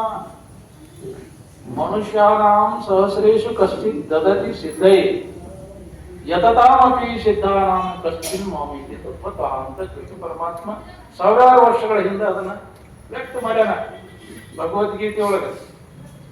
ಹಂಗ ಎಲ್ಲೂ ನಾವು ಹೇಳೋರು ಕೇಳೋರು ಹಾಕಕ್ ಮುಂದೆ ಕರೆ ಅದ್ರ ಬೇಕಲ್ಲ. ಅಂತ ಕಡೆ ಸ್ವಚ್ಛ ಇದ್ರು ಬರ್ತೈತಿ, ಸ್ವಚ್ಛ ಇರ್ಲಿಕ್ಕೂ ಬರ್ತೈತಿ, ಹೇಳೋದು ಕೇಳೋದು. ಆದ್ರೆ ಅದನ್ನ ಅನುಭವ ತಗೊಂಡು ಉಳ್ಕೋಬೇಕಾದ್ರೆ ನಾವು ಅಂತಃಕರಣ ಪರಿಶುದ್ಧಿನ ಇದ್ರೆ ಸಾಧ್ಯ. ಅದಾವಾಗ ನಾವು ಹೇಳಿದ್ರಲ್ಲ ಸಾಧನ ಚತುಷ್ಟಯ ಸಂಪನ್ನತ್ವ ಅವನು ಪಡ್ಕೊಂಡಾಗ ಅವ ಸಾಧಕ. ಅದು ಇಲ್ಲೇ ನಾವು ಇದನ್ನ ಹೇಳೋದು ಕೇಳೋದು ಮಾಡ್ತೇವೆ ಅಂದ್ರೆ ಅಪ್ಪ ಅವ್ರು ಹೇಳ್ತಿದ್ರು, ಸೂಜಿ ತಗೊಂಡು ನಟ್ಟ ಕಡ್ದಂಗ ಆಗೈತಿ ನೋಡ್ಕೊ, ಇದು ಕೂಡ ತಗೊಂಡು ಕಷ್ಟ ಮಾಡ್ಕೊಂಡಂಗ ಆಗೈತಿ. ಇದು ಸಾಧನ ಚತುಷ್ಟಯ ಸಂಪನ್ನ ನಾವು ಅನಧಿಕಾರಿ, ಅಧಿಕಾರಿ ಅಲ್ಲ, ನಾವು ಅಧಿಕಾರಿಗಳಲ್ಲ. ಹೇಳಾಕ ಕೇಳಾಕ ಅಷ್ಟೇ ಕಲ್ತೀವಿ ಬರ್ತಾರೆ. ಅದನ್ನ ಅಭ್ಯಾಸ ಸಾಧನದೊಳಗೆ ತೊಡಗಿ ಅದನ್ನ ಅನುಭವಕ್ಕೆ ಹೋಗ್ಬೇಕನ್ನುವಂತ ಉತ್ಕಟ ಇಚ್ಛಾ ಇಲ್ಲ ನನಗೆ. ಬರೀ ಶಾಸ್ತ್ರ ಹೇಳ್ಕೊಂತ ಜನರ ಕಡೆಯಿಂದ ಹೌದು ಅನಿಸ್ಕೊಂಡ ನಾವು ಲೋಕ ವಾಸನ, ಶಾಸ್ತ್ರ ವಾಸನ, ದೇಹ ವಾಸನೆದೊಳಗೆ ಮುಳುಗಿ ಮತ್ತು ಪುನಃ ಹುಟ್ಟಾದ್ರೆ ನಾವಿಲ್ಲ. ವೇಷಗಾರನ ಹೇಳ್ತಿರ್ತಾರಿಲ್ಲ, ಶ್ರಾವಣದಾಗ ಮೊದಲು ಬರ್ತಿದ್ರು ಅವರು ವೇಷಗಾರ ಎಲ್ಲ ಅವರು ವೈರಾಗ್ಯದ ಮಾತ್ರ ಹೇಳ್ತಿದ್ರು. ಅವಾಗ ಏನಾರ ಕೊಡಕ್ ಬಂದ್ರೆ ತಿರಸ್ಕಾರ ಮಾಡ್ತಿದ್ರು ಆ ರಾವಣಾಗ. ಅವರು ಹಿಂದಗಡೆ ಬಟ್ಟಿ ಬದಲು ಮಾಡಿಯಪ್ಪ ಕೊಡ್ರಿ ಅಂದಾಗ ಅವಾಗ ಯಾಕೆ ಅಂದ್ರೆ ಅವಾಗ ಅದಕ್ಕೆ ಇದಾಕಿದ್ರಿ ಗೌರವ ಮುಂದೆ ಬರ್ತಿದ್ರು. ಮತ್ತವ ಬೇಡತನ ಹಂಗದೇವು ನಾವು. ಮತ್ತೇನ್ ಮಾಡೋ ಕಡೆಗೆ ಡ್ರೆಸ್ ಬದಲು ಮಾಡಿ ಅವ ಸಮುದ್ರಾಗ ಹಾಕೋಕಾರ ಅದಲ್ಲ. ಅವರು ವೇಷಗಾರ ಮಾಡ್ತಿದ್ರು, ನಾವು ಹಂಗಾಗಿ ನಮಗ ಅವಾಗ ಏನು ಬರಕೈತಿ. ಗಳಿಸಲೆಂದ ವಿಷಯ ಸುಖವನ್ನು ಸುಲಭ ಮಾಡ್ತದೆ. ಕೆಲವರು ಜಪ ತಪಗಳಲ್ಲಿ, ಕೆಲವು ಯಜ್ಞ ಯಾಗಗಳಲ್ಲಿ, ಹೌದಲ್ಲ, ಬಳಲುವರು ಬಹು ಕಷ್ಟದಿಂದಲೇ ತಿಳಿಯಲಲ್ಲಿ ನಿತ್ಯ ಸುಖವನ್ನು. ಸುಮ್ಮನೆ ಬಳಲ್ತೀರಿ ಕೆಲಸದ ಯಾರ ಕರ್ಮ ಮಾಡೀನಿ, ಏನು ಕರ್ಮ ಮಾಡೀನಿ ಎಲ್ಲ ಯಾಕೆ. ಅದು ನಿಜವಾದ ಗುರು, ಇದು ನಿಜವಾದದ್ದು. ನಾವು ಅದು ಹೇಳುವುದು ಬಹಳ ದುರ್ಲಭ. ಹುಡುಕೊಂತ ಹೋಗ್ರಿಪ್ಪ ಅಂದ್ರೆ ಬರೀ ನಿಮಗೆ ಸರಿಯಾದ ಮಾರ್ಗದರ್ಶನ ಸಿಗುವುದರ ದುರ್ಲಭ ಈಗಿನ ಕಾಲದವರು. ಇನ್ನು ಇದು ಅಜ್ಜವ್ರು ಹೇಳಿದ್ರು, ಇನ್ನು ಇದು ಲೋಪ ಆಗುತ್ತೆ. ಇನ್ನ ಹೇಳಿದ್ರು ಲಪಟ್ರ ಹೇಳುದಿದ್ದನ ಅಂದ್ರೆ ಅಜ್ಜವ್ರು. ಇನ್ನು ಅಧ್ಯಾತ್ಮ ವಿಚಾರ ಹೇಳುದಂದ್ರೆ ಇನ್ನು ಲಪಟ್ರ ಹೇಳೋದಿಲ್ಲ. ಇದು ಲೋಪ ಆಗಿ ಹೋಗ್ತೈತಿ. ಯಾಕೆ ಅಂತ ವಾತಾವರಣನ ಐತಿ. ಇದು ಹೇಳೋದಂದ್ರೆ ಇದೊಂದು ಬಿಸಿನೆಸ್ ಆಗಿಬಿಡ್ತೇವೆ. ಅದನ್ನ ಅನುಭವ ತಗೊಂಡು ಇರೋರು ಎಲ್ಲಿದ ಅವ್ರು ಹೇಳಾಕ ಹೋಗ್ಬೇಕು. ನಿಜವಾಗಿ ಇದನ್ನ ನಾವು ಕೇಳ್ಬೇಕಂತಂದ್ರೆ ಅಂಥವ್ರು ಸಿಗುವುದು ಬಹಳ ದುರ್ಲಭ. ದರ್ಶನ ಅಂಥವ್ರ ಅವ್ರ ಲಕ್ಷಣಗಳೇನದಾವಲ್ಲ ಹೇಳಿದ್ರಲ್ಲ, ಜ್ಞಾನಿಯ ಲಕ್ಷಣಗಳು. ಜ್ಞಾನ ಸಿದ್ಧ ಪುರುಷನ ಲಕ್ಷಣ. ಅವ್ನು ಎಲ್ಲಿರ್ತಾನಲ್ಲಿ ವಾತಾವರಣ ಶಾಂತ ಇರ್ತೈತಿ. ವೈರತ್ವೆಲ್ಲ ಮರ್ತಿರ್ತಾವಲ್ಲಿ. ಎಲ್ಲ ವಿರೋಧ, ಎಲ್ಲ ಯಾರ್ಯಾರು ವಿರೋಧ, ಎಲ್ಲ ವಿರುದ್ಧ ಇದ್ದವರೆಲ್ಲ ಅಲ್ಲಿ ಒಂದಾಗಿರ್ತಾರೆ. ಅಂತ ವಾತಾವರಣದಲ್ಲಿ ಅವನಲ್ಲಿ ಪ್ರಭಾವ ಹಂಗಿರ್ತೈತಿ. ಅವನ ಸುತ್ತು ಕಡೆ ಎಲ್ಲ ನಮಗೇನು ಹೋದವಲ್ಲ, ಎಲ್ಲ ವಿಚಾರಗಳು, ದುಷ್ಟ ವಿಚಾರಗಳು ಸಹಿತ ಆ ಸ್ಥಾನಕ್ಕೆ ಬಂದ ಮ್ಯಾಗೆಲ್ಲ ಎಲ್ಲ ಮಾಯಾಗಿ ಹೋಗ್ತಾವ. ಎಷ್ಟು ಅಪೌ ಸ್ಥಿತಿ ಅಂತ ಐತಿ, ನಿರಂಜನ ಅಪೌತ್ತು ಅಂತ ಐತಿ. ಎಷ್ಟೋ ಎಂಥವ್ರು ಭಾವನಾ ಇದು ಮಾಡೋದು ಬಂದು ಬದಲಾವಣೆ ಆಗ್ತವೆ. ಬುದ್ಧನ ಅವನ ಸಂಪರ್ಕದಿಂದ ಅವನು ಪ್ರಭಾವಳಿಗೆ ಬಿದ್ದು ಕೂಡಲೇ ಅವನು ಏನ ಅಂಗುಲಿ ಮಾಲ ಪೂರ್ಣ ತರ್ನಾದ. ಮನುಷ್ಯ ತಿಂತಿದ್ದವ ಅಂಗುಲಿ ಹೆಬ್ಬಟ್ಟರು ಸರ ಕಟ್ಕೊಂಡಿದ್ದವ ಮನುಷ್ಯನ ಭಾಳ ಚಲೋ ಅದ ನಿಮ್ಗೆ ತಿನ್ನಕ್ಕೆ ಬಂದು ಹೋದ್ರೆ ಅವ್ನ ಪ್ರಭಾವಳಿಗೆ ಮೊದಲು ಅವನೇ ಮಹಾತ್ಮರ ಸ್ಥಿತಿನ ಹಂಗಿಟ್ಟು ನಾವು ಸಾಮಾನ್ಯ ಜನರು ಬೇಕಾದಂತ ದುಷ್ಟದ ಅನ್ನೋದ್ರಲ್ಲಿ ಸುಖ ಬದಲಾವಣೆ ಆ ಪವರ್ ಅವರಲ್ಲಿ ಇರ್ತದೆ. ಸಾಮಾನ್ಯ ಜನರಿಗೆ ಅದು ಬರುದಿಲ್ಲ. ಸಿದ್ಧ ಪುರುಷನ ಲಕ್ಷಣ ಏನದಾವ ಅಂತ ಅವನಲ್ಲಿ ಜನರಿಗೆ ಕಲ್ಯಾಣ ಇರ್ತದೆ. ಯಾರಿಗೂ ಕೆಡಕನ್ನೋದು ಇರುವುದಿಲ್ಲ. ಅವನ ಖಾತೆದಾಗ ಇಲ್ಲಪ್ಪ ನಮ್ಮ ಸಾಮಾನ್ಯವಾಗಿ ಅವರ ಜ್ಞಾನಿ ಅಂದವನ ಅರಿಯವೆಂಬರು ಅನುಮಾನವೇಕವನ ಅಂಗ ತಾನೇ ಸೂಚಿಸುತ್ತೇವೆ. ಅವರು ವ್ಯವಹಾರ ಅಂತರ ವ್ಯವಹಾರ ಹೊರಗಿಂದ ನೋಡಿ ಗೊತ್ತಾಗಬೇಕು. ಹಿತವಿದ ಹಿತವೆಂಬ ತುಳುವಿಗೆ ವಿಷಯ ವಿರತೆಯ ವಿಷಯ ಶಂಕರ ಇಲ್ಲಲ್ಲೇ ವಿರತಿಗೆ ನುತಿ ವ್ಯಕ್ತ ಶಮೆ ತಾವನೇ ಸೂಚನೆ. ನಿಗ್ರಹ ಆಗಿ ಅಂತೂ ಮನಸ್ಸು ಹೋಗುದಿಲ್ಲ ಅವ್ರಿಗೆ. ಅವು ಕ್ಷಮೆ ಸಮಾನ ದೃಷ್ಟಿ ಜನರಿಗೆ ಅವ್ರಿಗೆ ವ್ಯಾಪಕವಾದಂತ ವೃತ್ತಿ ಬ್ರಹ್ಮ ಎಷ್ಟು ವ್ಯಾಪಕ ಇರ್ತೈತಿ, ಬ್ರಹ್ಮನಿಷ್ಠ ವೃತ್ತಿ ಅಷ್ಟು ವ್ಯಾಪಕ ಇರ್ತೈತಿ. ಅದ್ದವ್ರು ಹೇಳ್ತಿದ್ರು ಅಂದಾಗ ಅದರ ಜ್ಞಾನ ನಮಗೆ ಬೇಕೈತಿ. ಯಾವುದೇ ವಸ್ತುವಿನ ಜ್ಞಾನ ಆಗ್ಬೇಕಾದ್ರೆ ವಸ್ತುವಿನ ಆಕಾರ ಆದಾಗ ವಸ್ತುವಿನ ಜ್ಞಾನ ನಮಗೆ ಬೇಕೈತಿ. ಬ್ರಹ್ಮದ ತಿಳುವಳಿಕೆ ಆಗ್ಬೇಕಾದ್ರೆ ವೃತ್ತಿ ಬ್ರಹ್ಮಾಕಾರ ಆಗ್ಬೇಕಾದ್ರೆ ಅಷ್ಟು ಬ್ರಹ್ಮ ಎಷ್ಟು ವ್ಯಾಪಕ ಐತಿ ಅಷ್ಟು ನಮ್ಮ ಸಂಸ್ಕೃತಿ ದೃಷ್ಟಿ ಎಲ್ಲ ಹೋಗಿ ವ್ಯಾಪಕವಾದಾಗ ನಮ್ಗೆ ಅದರ ಜ್ಞಾನ ನಮ್ಗೆ. ಅದಕ್ಕೆ ಅಂತ ಒಂದು ಸಂಸ್ಕೃತಿ ದೃಷ್ಟಿ ಎಲ್ಲ ಹೋಗ್ಬೇಕಲ್ಲ. ಅದ ಉಪ್ಪಿನ ಗೊಂಬಿನ ಹೇಳ್ತಿರಲ್ಲ, ತನ್ನ ಇದನ್ನೆಲ್ಲ ಕಳ್ಕೊಂಡು ಸಮುದ್ರನ ಆಗಿಬಿಡುತ್ತೆ. ಹಂಗದ ಆಗಿಬಿಟ್ಟಿರ್ತೈತಿ ಬ್ರಹ್ಮನಿಷ್ಠ ವೃತ್ತಿ ಎಷ್ಟು ವ್ಯಾಪಕ ಇರ್ತದೆ. ಅದಕ್ಕೆ ನಾವು ಇದ್ರಾಗ ಹೇಳುದ್ರಾಗ ಏನ್ ಬಹಳ ಇದಿಲ್ಲ. ನಾವು ಅಪ್ಪವ್ರ ಬಾಯಿಲೆ ಕೇಳಿದವರು ಅವ ಏನದವಲ್ಲ ಹೇಳಿದ ಮಾತನ್ನ ನಾವು ಹೇಳಿಕ್ ಪ್ರಯತ್ನ ಮಾಡಿದ್ದೇವೆ ಇಷ್ಟೇ. ಆದ್ರೆ ಅದನ್ನ ಅನುಭವ ತಗೊಳ್ಳೋದು ಅದರ ಸಾಧನದೊಳಗೆ ಅದನ್ನ ಮುಂದುವರಿಯೋದು ಬಹಳ ಕಠಿಣ ಅದು. ಅದಕ್ಕೆ ಅಂಥವರ ಒಂದು ಮಾರ್ಗದರ್ಶನ ನಮ್ಗೆ ಇನ್ನೂ ಐತಿ. ಅಪ್ಪವರು ಅದಾರ ಅವ್ರ ಶರೀರ ಹೋಗೈತಿ ಅಂದ್ರೆ ಬೇರೆ ರೂಪದಿಂದ ನಮ್ಗೆ ಅವರು ನಮಗ್ ಸಿಕ್ಕಾಗ ಅದ್ರಾಗೇನು ನಮಗೆ ಸಂಶಯ ಇಲ್ಲ. ಮಹಾತ್ಮರ ಒಂದು ಏನೈತಲ್ಲ ಅವರೆಲ್ಲ ವಚನ ಕೊಟ್ಟು ಯಾವಾಗ ನೀ ನೆನೀತಿ ಯಾವಾಗ ನಾನು ಧರಿಸಿದಾಗಲೇ ಬರುವೆ ಭಗಿನಿ ಅಂತ ಕೃಷ್ಣ ಪರಮಾತ್ಮನ ನೀ ಯಾವಾಗ ಇಚ್ಛಾ ಮಾಡ್ತೀವಿ ಅವಾಗ ಎಲ್ಲಿ ನೀ ಹೊಲದಾಗಿರಿ ಎಲ್ಲಿ ಬೇಕಾದಾಗ ಎಲ್ಲಿ ಬಂದು ಮಾರ್ಗದರ್ಶನ ಮಾಡ್ತೀನಿ.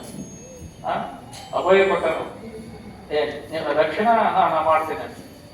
ಯಾವಾಗಲೂ ಇದನ್ನ ಬಿಟ್ಟು ಬಿಡದ ಯಾರ ಅಭ್ಯಾಸದಾಗ ತೊಡಗಿರ್ತಾರೆ ಅವರ ಯೋಗಕ್ಷೇಮವನ್ನು ನಾನು ನೋಡ್ಕೋತೇನೆ ಅಂತ ಕೃಷ್ಣ ಪರಮಾತ್ಮ ಅವಾಗ ಹೇಳ್ಯಾರಪ್ಪ. ಮಹಾತ್ಮರಿದೆಲ್ಲ ಹಂಗ ಐತಲ್ಲ.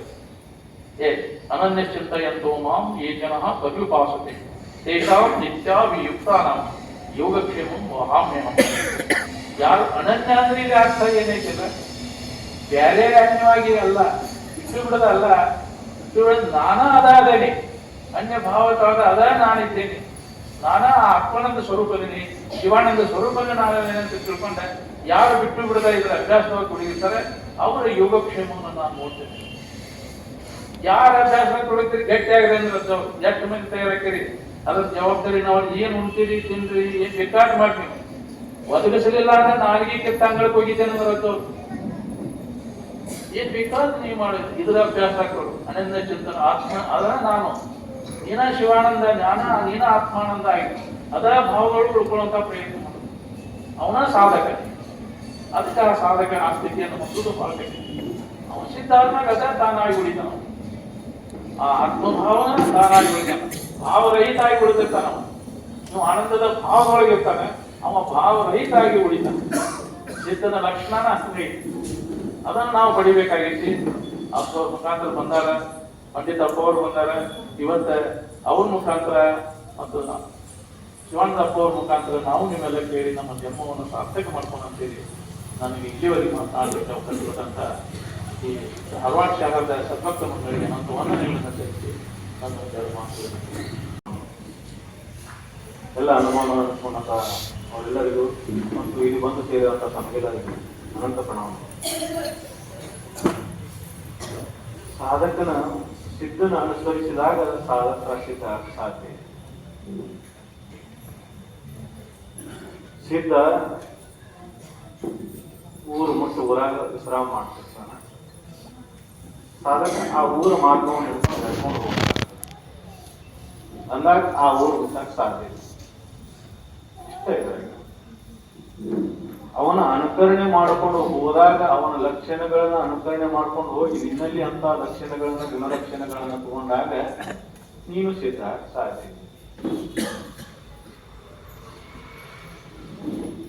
ನಾವು ಯಾರನ್ನ ಅನುಕರಣೆ ಮಾಡ್ತೇವೋ ಅವರಂಗ ಆಗಕ್ ಸಾಧ್ಯ.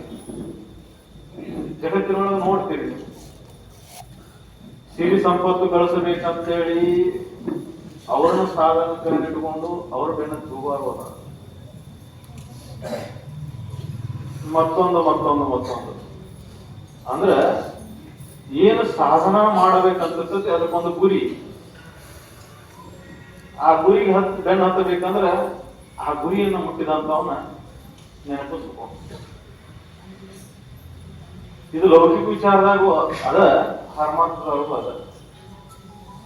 ಆದ್ರೆ ಇಲ್ಲಿ ಸಿದ್ಧ ಲಕ್ಷಣಗಳನ್ನ ನೋಡಬೇಕಂದ್ರೆ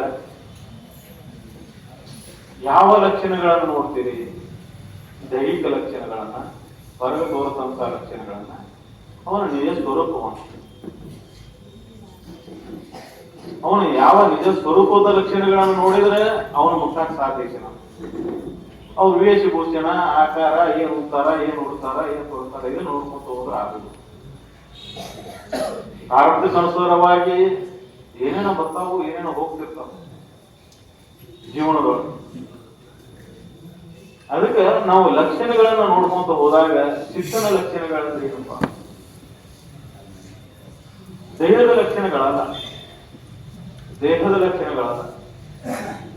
ಆ ನಿಜ ಸ್ವರೂಪದ ಲಕ್ಷಣಗಳು. ಯಾರು ಸತ್ಯ, ನಿತ್ಯ, ಆನಂದ, ಪರಿಪೂರ್ಣ ಸ್ಥಿತಿಯನ್ನು ಹೊಂದಿರ್ತಾರ, ಯಾರು ನಿಜ ಸ್ವರೂಪವನ್ನು ಹೊಂದಿರ್ತಾರ, ಅವರ ಲಕ್ಷಣಗಳನ್ನು ನೋಡುವುದಾದ್ರೆ ಆ ಲಕ್ಷಣಗಳ ಅಲ್ಲಿ ಅಂತಃಕರಣ ನಿರ್ಮಲ, ಅಂತಃಕರಣದೊಳಗೆ ಯಾವ ದೋಷಗಳು ಉಳಿದಿರಬಾರದು, ಮತ್ತೊಂದು ಬಯಕೆಗಳು ಉಳಿದಿರಬಾರದು. ಸಿದ್ಧನ ಲಕ್ಷಣ ಅಲ್ಲಿ ಆಸೆ ಬಯಕೆಗಳು ಇರಬಹುದು. ಜಗತ್ತಿನ ಸಾಧನೆ ಒಳಗೆ ಗುರಿ ಹೊಂದಬೇಕಂದ್ರೆ ಅಲ್ಲಿ ಆಸೆ ಬಯಕೆಗಳನ್ನ ಬೆನ್ನಕ್ಕೆ ಹೋಗ್ತಾನೆ. ಶಿಸ್ತನ್ನ ಹೊಂದುವುದಂದ್ರೆ, ಸಿದ್ಧ ಸ್ವರೂಪನ್ನ ಹೊಂದುವುದಂದ್ರೆ ಎಲ್ಲ ಆಸೆಗಳನ್ನ ಕಳ್ಕೊಂಡು ಜಗತ್ತಿನ ಸಾಧಕನಿಗೂ ಸಿದ್ಧನ ಕುರಿತು ಸಿದ್ಧನ ಆಗಬೇಕು ಅನ್ನುವಂಥ ಸಾಧಕನಿಗಿರುವಂತ ವ್ಯತ್ಯಾಸ. ಜಗತ್ತಿನೊಳಗೆ ಸಾಧನೆ ಮಾಡ್ಬೇಕಂದ್ರೆ ಆಸೆ ಬಯಕೆಗಳ ಬೆನ್ನಕ್ಕೆ ಹೋಗುವುದು. ಸಿದ್ಧನಾಗಬೇಕು ಆಗಿತ್ತಂದ್ರೆ ನೀ ಸಾಧಕ ಆಗ್ಬೇಕಾಗಿತ್ತಂದ್ರೆ ಈ ಜಗದೊಳಗ ಇದೆಲ್ಲ ಬಾಧಕ ಆಯ್ತು ಅಂತ ತಿಳಿದಿರ್ಬೇಕು. ಸಾಧಕ ಆಗಬೇಕಾಗಿತ್ತಂದ್ರೆ ಹಂಗ ಆಗ್ತಾ ಇತ್ತು. ಈ ಜಗದೊಳಗೆ ಇದೆಲ್ಲ ಏನು ತೋರತಕ್ಕಂತ ಜಗ ಐತಲ್ಲ, ಇದು ಬಾಧೆ ಹೊಂದುವಂತದ್ದು, ಇದು ವಿಷಮ ಅನ್ನುವಂಥದ್ದು ಸ್ವಲ್ಪ ಅನುಭವ ನಿನಗಾಗಿರಬೇಕು. ಒಮ್ಮಲ್ಲಿ ಸಾಧಕ ಆಗಕ್ ಸಾಧ್ಯ ಇಲ್ಲ. ಒಂದು ದಿನ, ಇವತ್ತು ದಿನ ಪ್ರವಚನ ಕೇಳಿದ್ವಿ, ನಾ ಸಾಧಕ ಆಗಿಬಿಡ್ತೀನಿ. ಒಂದೆರಡು ಬುಕ್ ಓದಿದ್ವಿ, ಸಾಧಕ ಆಗಿಬಿಡ್ತೀನಿ. ಒಂದೆರಡು ಪ್ರವಚನವನ್ನ ಹೇಳಕ್ ಕಲಿಸ್ತೀನಿ, ಸಾಧಕ ಆಗಿಬಿಡ್ತೀನಿ. ಅದು ಸಾಧಕನ ಲಕ್ಷಣ. ಸಾಧಕ ನೀನು ಆಗಲೇಬೇಕಾಗಿತ್ತಂದ್ರೆ ಅಂತಃಕರಣದಲ್ಲಿ ನಾನು ಆ ನಿಜ ಗುರುವಿನಂತ ಸ್ಥಿತಿಯನ್ನು ಎಂದು ಬಂದೆನಪ್ಪ, ಎಂದಿರ್ಪೇನು ನಿಜ ಸುಖದಲ್ಲಿ ಬೌದ್ಧಾಂಗಗಳನ್ನು ಅಳೆದು ನಿಜ ಸುಖದಲ್ಲಿ ಎಂದಿದ್ದೆ. ತೋರಾಣ ತೋರಿಕೆ ಜಗತ್ತೆಲ್ಲ ವಿಷಮ ಇದು. ಇದ್ರೊಳಗ ಯಾವ್ದ ಪದವಿ ಏನಾರ ಒಂದು, ಏನಾರ ಗಳಿಸು, ಏನಾರ ಮಾಡು, ಸಮಾಧಾನ ಶಾಂತಿ ಅನ್ನೋದಿಲ್ಲ. ಶಾಂತಿ ಅನ್ನುವಂಥದ್ದು ಹೊರಗಡೆ ಹುಡುಕಾಡುವಂತ ವಸ್ತು ಅಲ್ಲ ಅಂತ ತಿಳಿದ ಮೇಲೆ ಆ ಸ್ಥಿತಿ ಎಲ್ಲೇ ಹೋದ್ರೆ ಸಿಕ್ಕಿತು ಅಂತ ಯಾರು ಹುಡುಕಾಟ ಶುರು ಮಾಡ್ತಾರ ಅವನು ಸಾಧಕ. ಜಗತ್ತಿನೊಳಗೆ ಏನಾರ ಸಾಧನ ಮಾಡ್ಬೇಕಂತ ಅವನು ಸಾಧಕ ಅಲ್ಲ, ಅವ ವಿಷಯಾದಿಗಳ ಸಾಧಕ. ಒಂದ್ ಯಾವ್ದಾರ ಪದವಿ ಆಸೆ ಇಟ್ಕೊಂಡು ಆ ಪದವಿಯನ್ನು ಹೆಣ್ಣು ಬರ್ಬೋದಪ್ಪ, ಅದಕ್ಕೆ ವಿಹಿತ ಮಾರ್ಗ, ಅಹಿತ ಮಾರ್ಗ, ಯಾವ್ದಾರ ಮಾರ್ಗ ಇಟ್ಕೊಂಡು ಹೋಗ್ತಾನ. ಇನ್ನೊಬ್ಬರ ಕಾಲ ಹೇಳೋದು, ಇನ್ನೊಬ್ಬರ ತುಗಿ ಮೇಲೆ ಚಂದ ಮೇಲೆ ಕಾಲ ಇರ್ತದೆ. ಆದ್ರೆ ಈಗ ಹಂಗ ಮಾಡಿದ್ರೆ ನಡೆಯುದಿಲ್ಲ. ಇವು ನಡೆದಾವು, ಮಠಮಾಣಿಗಳಲ್ಲಿ ಅದ ನಡೆದಾವು. ಆದ್ರೆ ನಿಜವಾದ ಸಿದ್ಧ ಪುರುಷನ ನೀನು ಆಗಬೇಕಾಗಿತ್ತಂದ್ರೆ, ನಿಜವಾಗಿ ನೀ ಸಿದ್ಧ ಪುರುಷನ ಆಗಬೇಕಾಗಿತ್ತಂದ್ರೆ ಅದಕ್ಕೆ ಸಾಧಕ ಆ ಸಿದ್ಧ ಪುರುಷಗಳನ್ನ ಹೇಳಿದಂತ ವಚನಗಳನ್ನ ಚಾಕು ತಪ್ಪದೆ ಪಾಲನೆ ಮಾಡ್ಬೇಕು, ಆಚರಣೆ ಮಾಡ್ಬೇಕು. ಅದಕ್ಕೆ ಜಗತ್ತಿನೊಳಗ ಸಿದ್ಧ ಪುರುಷರು ಆಗಬೇಕಂತ ಹೊರಟವರು ಕಡಿಮೆ, ಜಗದ್ಗುರುಗಳು ಆಗಬೇಕಂತ ಹೊರಟವ್ರು ಅದ. ಹಾಗೆ ಹೇಳಿದ್ರು ಪಾಟೀಲ್, ಬಹಳ ಆಸ್ತಿ ಸಿರಿ ಸಂಪತ್ತಿ ಇದ್ರೆ ಅದಕ್ಕೆ ಮರ್ಯಾದೆ ಬಹಳ ಮಂದಿ ಓಡಿ ಬರ್ತಾರೆ. ಆಸ್ತಿ ಇಲ್ಲ ಅಂದ್ರೆ ಆ ಮಠಕ್ಕಾಗಿ ಏನ್ ಮಾಡುದು, ಮನೆ ಕುಂದ್ರಾಕ ಒಂದು ಕುರ್ಚಿ ಇಲ್ಲ ಅಂದ್ರೆ ಜಗತ್ತಿನೊಳಗೆ ಏನ್ ನಡೆದತ್ತಂದ್ರೆ ಎಲ್ಲವನ್ನೂ ಕಳ್ಕೊಂಡು ವೈರಾಗ್ಯ ಮೂರ್ತಿಗಳಾಗಬೇಕಂತ ಆ ಗುಣಗಳನ್ನು ಹೊಂದಬೇಕಾದಂತ ಸಾಧಕರು ಐಷಾರಾಮಿ ಜೀವನಕ್ಕಾಗಿ ಹಾಕಿರ್ತಾರೆ. ಸಾಧಕನ ಲಕ್ಷಣಗಳು, ಸಿದ್ಧನ ಲಕ್ಷಣಗಳು ಅನ್ನುವಂತಹ ವಿಷಯದ ಕುರಿತು ಇಲ್ಲಿವರೆಗೂ ತಮ್ಮ ಅನುಭವವನ್ನ ಹಂಚಿಕೊಂಡಿದ್ದಾರೆ. ಅನುಭವಗಳೆಲ್ಲ ಮುಂದೆ ಸಾಧಕ ಹೇಳಿದ್ರಲ್ಲ, ಊರು ಮುಟ್ಟಿರ್ತಾನ, ಸಾಧಕ ಊರಿಗೆ ಹೊಂಟಿರ್ತಾನ, ಸಿದ್ಧ ಊರು ಮುಟ್ಟಿರ್ತಾನ. ಇವು ಸಿದ್ಧ ಹೊಳೆ ದಾಟಿರ್ತಾನ, ಸಾಧಕ ಹೊಳೆ ದಾಟುವಂತ ಪ್ರಯತ್ನದೊಳಗೆ ಇರ್ತಾನ. ಅದು ಏನ ಆ ಮಾರ್ಗದೊಳಗೆ ನಡೆದ್ರೆ ನಾವು ಮುಟ್ಟೆ ಮುಟ್ತೇವೆ. ಕ್ರಮ ತಪ್ಪಿದ್ವಿ ಅಂದ್ರೆ ಕಷ್ಟಗಳು ಬರುವ, ಅದಕ್ಕೆ ಕ್ರಮ ತಪ್ಪಿ ನಡೆಯುವುದರಿಂದ ಕಷ್ಟ ಮಿನುಂಟೆ ಅಂತ ಹೇಳ್ತೇವೆ. ಆ ಸಾಧನಾ ಪಥವನ್ನು ಹಿಡಿದು ಅಂದ್ರೆ ಬಹಳ ನಮ್ಮ ಆ ಪ್ರಯತ್ನ ಬಹಳ ಬೇಕು. ಸಾಧನಾ ಪಥ ಹಿಡಿದು ಅಂದ್ರೆ ಅಷ್ಟು ಸುಲಭ ಇಲ್ಲ. ಅದು ಅಂತಃಕರಣ ಪರಿಪಕ್ವ ಆದ್ರೆ ಮಾತ್ರ ಸಾಧ್ಯ ಐತೆ. ಇಲ್ಲ ಅಂದ್ರೆ ಸಾಧನೆಯನ್ನ ಮಾಡೋದಂದ್ರೆ ಸಾಧ್ಯನೇ ಇಲ್ಲ. ಸಿದ್ಧನ ಗೊತ್ತ ಹಿಡಿಯಕ್ಕಾಗುವುದಿಲ್ಲ ಅದು.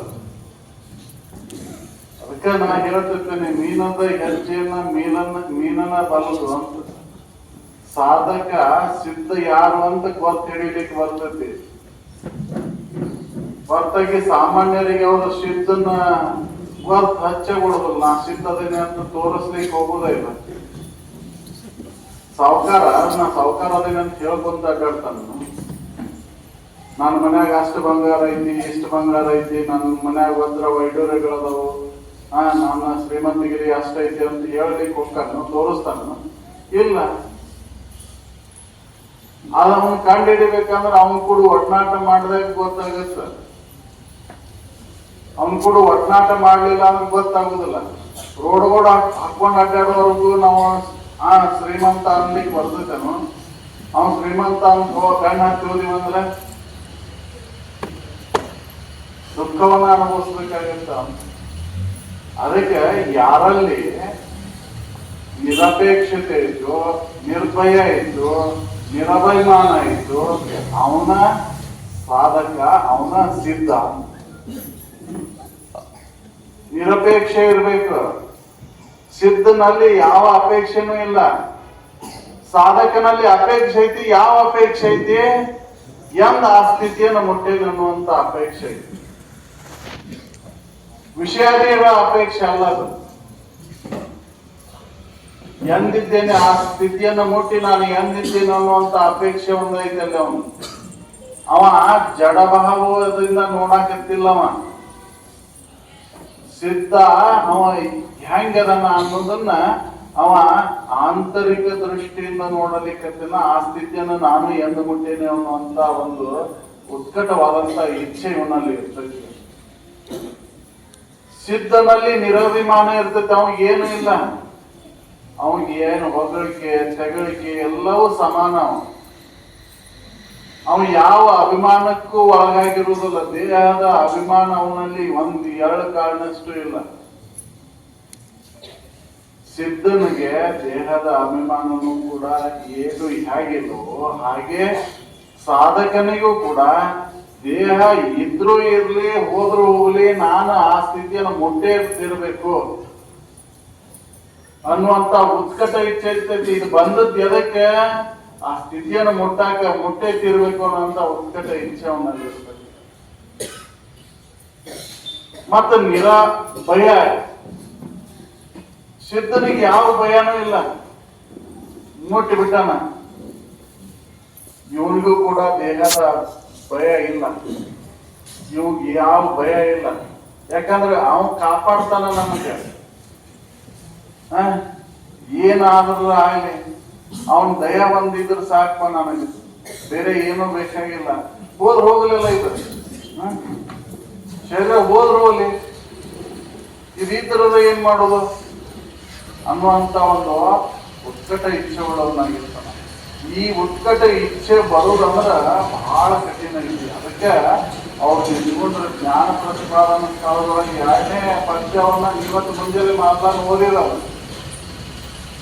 ಯಾರು ವೇದಾಂತಕ ಅಧಿಕಾರಿಗಳು ಅಂತಂದ್ರ ಈ ಸಾಧನ ಚತುಷ್ಟಯ ಸಂಪನ್ನತ್ವ ಉಳ್ಳವನ ಅಧಿಕಾರಿ, ಬೇರೆ ಯಾರು ಅಧಿಕಾರಿಗಳಾಗ್ಲಿಕ್ಕೆ ಸಾಧ್ಯನ ಇಲ್ಲ. ಸಾಧನ ಚತುಷ್ಟಯ ಸಂಪನ್ನತ್ವದೊಳಗೆ ಮತ್ತ ವಿವೇಕ ಅಂತಂದ್ರೆ ಯಾವುದು ಸಾಮಾನ್ಯ ವಿವೇಕ ಅಲ್ಲದು, ಹಿತಾಹಿತ ವಿವೇಕ ಅಲ್ಲದು, ನಿತ್ಯಾನಿತ್ಯ ವಿವೇಕ. ನಿತ್ಯ ಯಾವುದು ಅನಿತ್ಯ ಯಾವುದು ಅನ್ನೋದನ್ನ ಅವ ತಿಳ್ಕೋಬೇಕು ಅಂತ ಅಂದಾಗ ಅವ ಸಿದ್ಧನಾಗ್ಲಿಕ್ಕೆ ಬರ್ತೈತಿ. ಹಂಗ ಸಿದ್ಧನಾಗ್ಲಿಕ್ಕೆ ಬರುದಿಲ್ಲ. ಇದೆಲ್ಲವೂ ಜಗತ್ತು ನಿತ್ಯ ಐತಿ ಅಂತ ನಾವು ತಿಳ್ಕೊಂಡಿವ. ಆದ್ರೆ ಸಾಧಕ ಅವ ತಿಳ್ಕೊಂಡಿರ್ತಾನ ಇದು ಅನಿತ್ಯ ಐತಿ ಅಂತ, ಹಿತಾಹಿತ ತಿಳ್ಕೊಂಡು ಅದ್ರೊಳಗೆ ಅಹಿತ ಈ ವಿಷಯಾದಿಗಳೆಲ್ಲವು ಅಹಿತದವು, ದುಃಖ ರೂಪದಿಂದ ಕೂಡವು. ಇದರಿಂದ ನನ್ನ ಸುಖ ಇಲ್ಲ ಅಂತ ತಿಳ್ಕೊಂಡು ನಿತ್ಯ ಯಾವ್ದೈತಿ ಅನಿತ್ಯ ಯಾವ್ದೈತಿ ಅನ್ನುವಂತ ವಿಚಾರದೊಳಗೆ ತೊಡಗಿರ್ತಾನ. ಸಿದ್ಧ ಅದನ್ನು ತಿಳಿದು ಬಿಟ್ಟು ಬಿಟ್ಟಿರ್ತಾನ. ನಾವು ಈ ದೇಹದ ಮೇಲೆ ಮೋಹ ಹೋಗ್ಬಿಟ್ಟಿರ್ತೈತಿ, ಅನಿತ್ಯ ಅನ್ನೋದು ಖಾತ್ರಿ ಆಗಿಬಿಟ್ಟಿರ್ತೈತಿ. ಯಾವನಲ್ಲಿ ಹಿತಾಹಿತ ತಿಳಿದೈತಿ ಆವ ವಿಷಯದೊಳಗೆ ನಿರ್ಮೂಲತೆಯನ್ನು ಪಡೆದಿರ್ತಾನ. ಅದಕ್ಕೆ ಅದು ನಿಜಗುಂಡ್ ಹೇಳಿದ್ರಲ್ಲ ಅನ್ನೋರು ಆ ಪದ್ಯವನ್ನ ನೆನಪಿಟ್ಕೊಂಡ್ರು. ಜ್ಞಾನಿಯ ಅಂದವನ್ನು ಅರಿವಿರೆಂಬಿರಿ, ಅನುಮಾನವೇಕೆ ಅವನ ಅಂಗ ತಾನೇ ಸೂಚಿಸುವುದು. ಹಿತವಿದು ಅಹಿತ ಎಂಬ ತಿಳಿವಿಗೆ ವಿಷಯ ವಿರತಿಯೇ ಸೂಚನೆ, ವಿಷಯ ವಿರತಿಗೆ ಶಮೆನ ಸೂಚನೆ, ಶಮೆಗೆ ಏನು ಸನ್ನುತಿ ಪದದ ಒಲಮೆ ಸೂಚನೆ ಅಂತ ಅಂದ್ರೆ ಮುಮುಕ್ಷತ್ವ. ಶಮೆ ಗುಣ ಬರ್ಬೇಕಂದ್ರೆ ಮಲ್ಲೇಕೆ ನಿತ್ಯಾನಿತ್ಯ ತಿಳುವಳಿಕೆ ಗಟ್ಟಿ ಆಗಿರ್ಬೇಕು ಅಂತ. ನಿತ್ಯಾನಿತ್ಯ ತಿಳುವಳಿಕೆ ಗಟ್ಟಿ ಆದ್ಮೇಲೆ ಹೃದಯಗತವಾದಂತಹ ಭೋಗದ ಇಚ್ಛೆಗಳನ್ನ ಹೋಗ್ಲಾಡಿಸ್ಲಿಕ್ಕೆ ಬರ್ತೈತಿ ಅಂತ. ಇಲ್ಲಾಂದ್ರೆ ಹೋಗುದಿಲ್ಲವು. ಯಾಕಂದ್ರ ವೈರಾಗ್ಯ ಬರುದು ಬಹಳ ಕಠಿಣ ಐತಿ. ದೊರಕಲ್ ಏನು ಅದರೊಳಗೆ ಪರಿಣತಿ ತಿಳಿಯೋದೇ ಚಂದ ಮಾಮ ಅಂತ ಹೆಂಗ ಹೇಳ್ತಾರ ನಿಜಗೊಂಡ್ರು. ಏನ್ ಸಿಕ್ಕರದ ಏನಾಗ್ಬೇಕೈತಿ, ಅದ್ರೊಳಗೆ ಸುಖನ ಇಲ್ಲಲ್ಲ. ಏನು ನೀ ಪದವಿ ಪಡೆದ್ರು ಸುಖ ಇಲ್ಲ, ಅಷ್ಟ ಐಶ್ವರ್ಯವನ್ನು ಪಡೆದ್ರು ಸುಖ ಇಲ್ಲ, ದೇಹದ ಆರೋಗ್ಯ ಸಂಪತ್ತನ್ನ ಪಡೆದ್ರು ಸುಖ ಇಲ್ಲ. ಇದರಿಂದ ಸುಖನ ಇಲ್ಲಲ್ಲ. ಸುಖ ಅದ್ರೊಳಗಿಲ್ಲ. ಸುಖ ನನ್ನೊಳಗೆ ಐತೆ ಅನ್ನುವಂತ ತಿಳುವಳಿಕೆಯನ್ನ ಮಾಡ್ಕೋಬೇಕು ಅನ್ನುವಂತ ಹಂಬಲಿಕೆ ಅವನಲ್ಲಿ ಉತ್ಕಟ. ಕ್ರಮ ಹಿಡಿಬೇಕು ಅಂತ. ಕ್ರಮ ಹಿಡಿಲ್ಲ ನಾನು ಹಂಗ ಬರ್ಲಿ ಅಂತಂದ್ರೆ, ಪ್ರಾರಬ್ಧ ಇದ್ರ ಬರ್ಲಿ ಅಂತಂದ್ರೆ ಪ್ರಾರಬ್ಧವನ್ನು ಅವಲಂಬಿಸ್ಕೊಂಡಿಲ್ಲ, ಪ್ರಯತ್ನವನ್ನು ಅವಲಂಬಿಸ್ಕೊಂಡಿಲ್ಲ. ಸಂಚಿತ ಆಗಾಮಿ ಪ್ರಾರಬ್ಧ ಅಂತಕ್ಕಂತ ಮೂರು ಈ ಕರ್ಮದ ಕಾಟ ಯಾವಾಗ ಹೋಗ್ತೈತಿ ಅಂತಂದ್ರ ತನ್ನ ನಿಜವನ್ನ ಅರ್ಥಂತ ಸಿದ್ಧಗೆ ಇವು ಯಾವ ಕಾಟ ಇಲ್ಲ. ಸಾಧಕನಿಗೆ ಆಗಾಮಿಯ ಐತಿ, ಸಂಚಿತದ್ದು ಐತಿ. ಪ್ರಾರಬ್ಧವನ್ನು ಉಣ್ಬೇಕಾಗ್ತೈತಿ, ಬಿಡುದಿಲ್ಲ. ಆದ್ರೆ ಸಿದ್ಧ ಉಣ್ತಾನಂದ್ರು ಅವನ ಲಕ್ಷ್ಯ ಇಲ್ಲ. ಯಾಕ ಸಂಚಿತ ಆಗಾಮಿಗಳು ನಾಶ ಆಗ್ಯಾವಲ್ಲೇ, ಇವನಲ್ಲಿ ಉಳಿದಾವಿನ. ತಿಳಿದ ಮೇಲೆ ಅವೆಲ್ಲ ನಾಶ ಆಗ್ತವೆ. ತನ್ನನ್ನ ತಿಳಿದ ಮೇಲೆ ನಾಶ ಆಗ್ತವು. ಅದಕ್ಕೆ ಸರಳ ಉದಾಹರಣೆಯಾಗಿ ಬ್ಯಾಂಕ್ ಬ್ಯಾಲೆನ್ಸ್ ಅಂದ್ರೆ ಇಲ್ಲಿ ತನ ಇರ್ತೈತಿ, ಅಲ್ಲಿ ತನ ನಿಮ್ಮ ಚೆಕ್ಗಳು ಎಷ್ಟರ ಕೊಡ್ರಿ ನಡೀತಾವ. ಸಂಚಿತ ಅಂದ್ರೆ ಬ್ಯಾಂಕ್ ಬ್ಯಾಲೆನ್ಸ್. ಅವು ಆಗಾಮಿಯಾಗಿ ಮುಂದೆ ಬರ್ತಾವ. ಚೆಕ್ ಮುಖಾಂತರ ನಿಮಗೆ ಬರ್ತಾ ಹೋಗ್ತೈತೆ. ಪ್ರಾರಬ್ಧ ಅಂದ್ರೆ ಈಗ ಉಣ್ಣಾಕ ಕಿಶೆದಾಗ ರೊಕ್ಕ ಅವು ಉಣ್ಣೋದವು. ಈ ಸದ್ಯ ನೀವು ಬಳಕೆ ಮಾಡ್ಕೋಬಹುದು. ಆಗಾಮಿ ಅಂದ್ರೆ ಚೆಕ್, ನೀವು ಯಾವಾಗ ಅದನ್ನ ಪಾಸ್ ಆಕೈತಿ ಯಾವಾಗ ದುಡ್ಡು ಬರ್ತೈತಿ ಅವನ್ ಬಳಕೆ ಮಾಡ್ಬೋದು. ಸಂಚಿತ ಅಂದ್ರೆ ಶೇಖರಣೆ ಆಗಿರುವಂತದ್ದು, ಡಿಪಾಸಿಟ್ ಇಟ್ಟಿದ್ದು ಅದು ಬರೋದಾದ.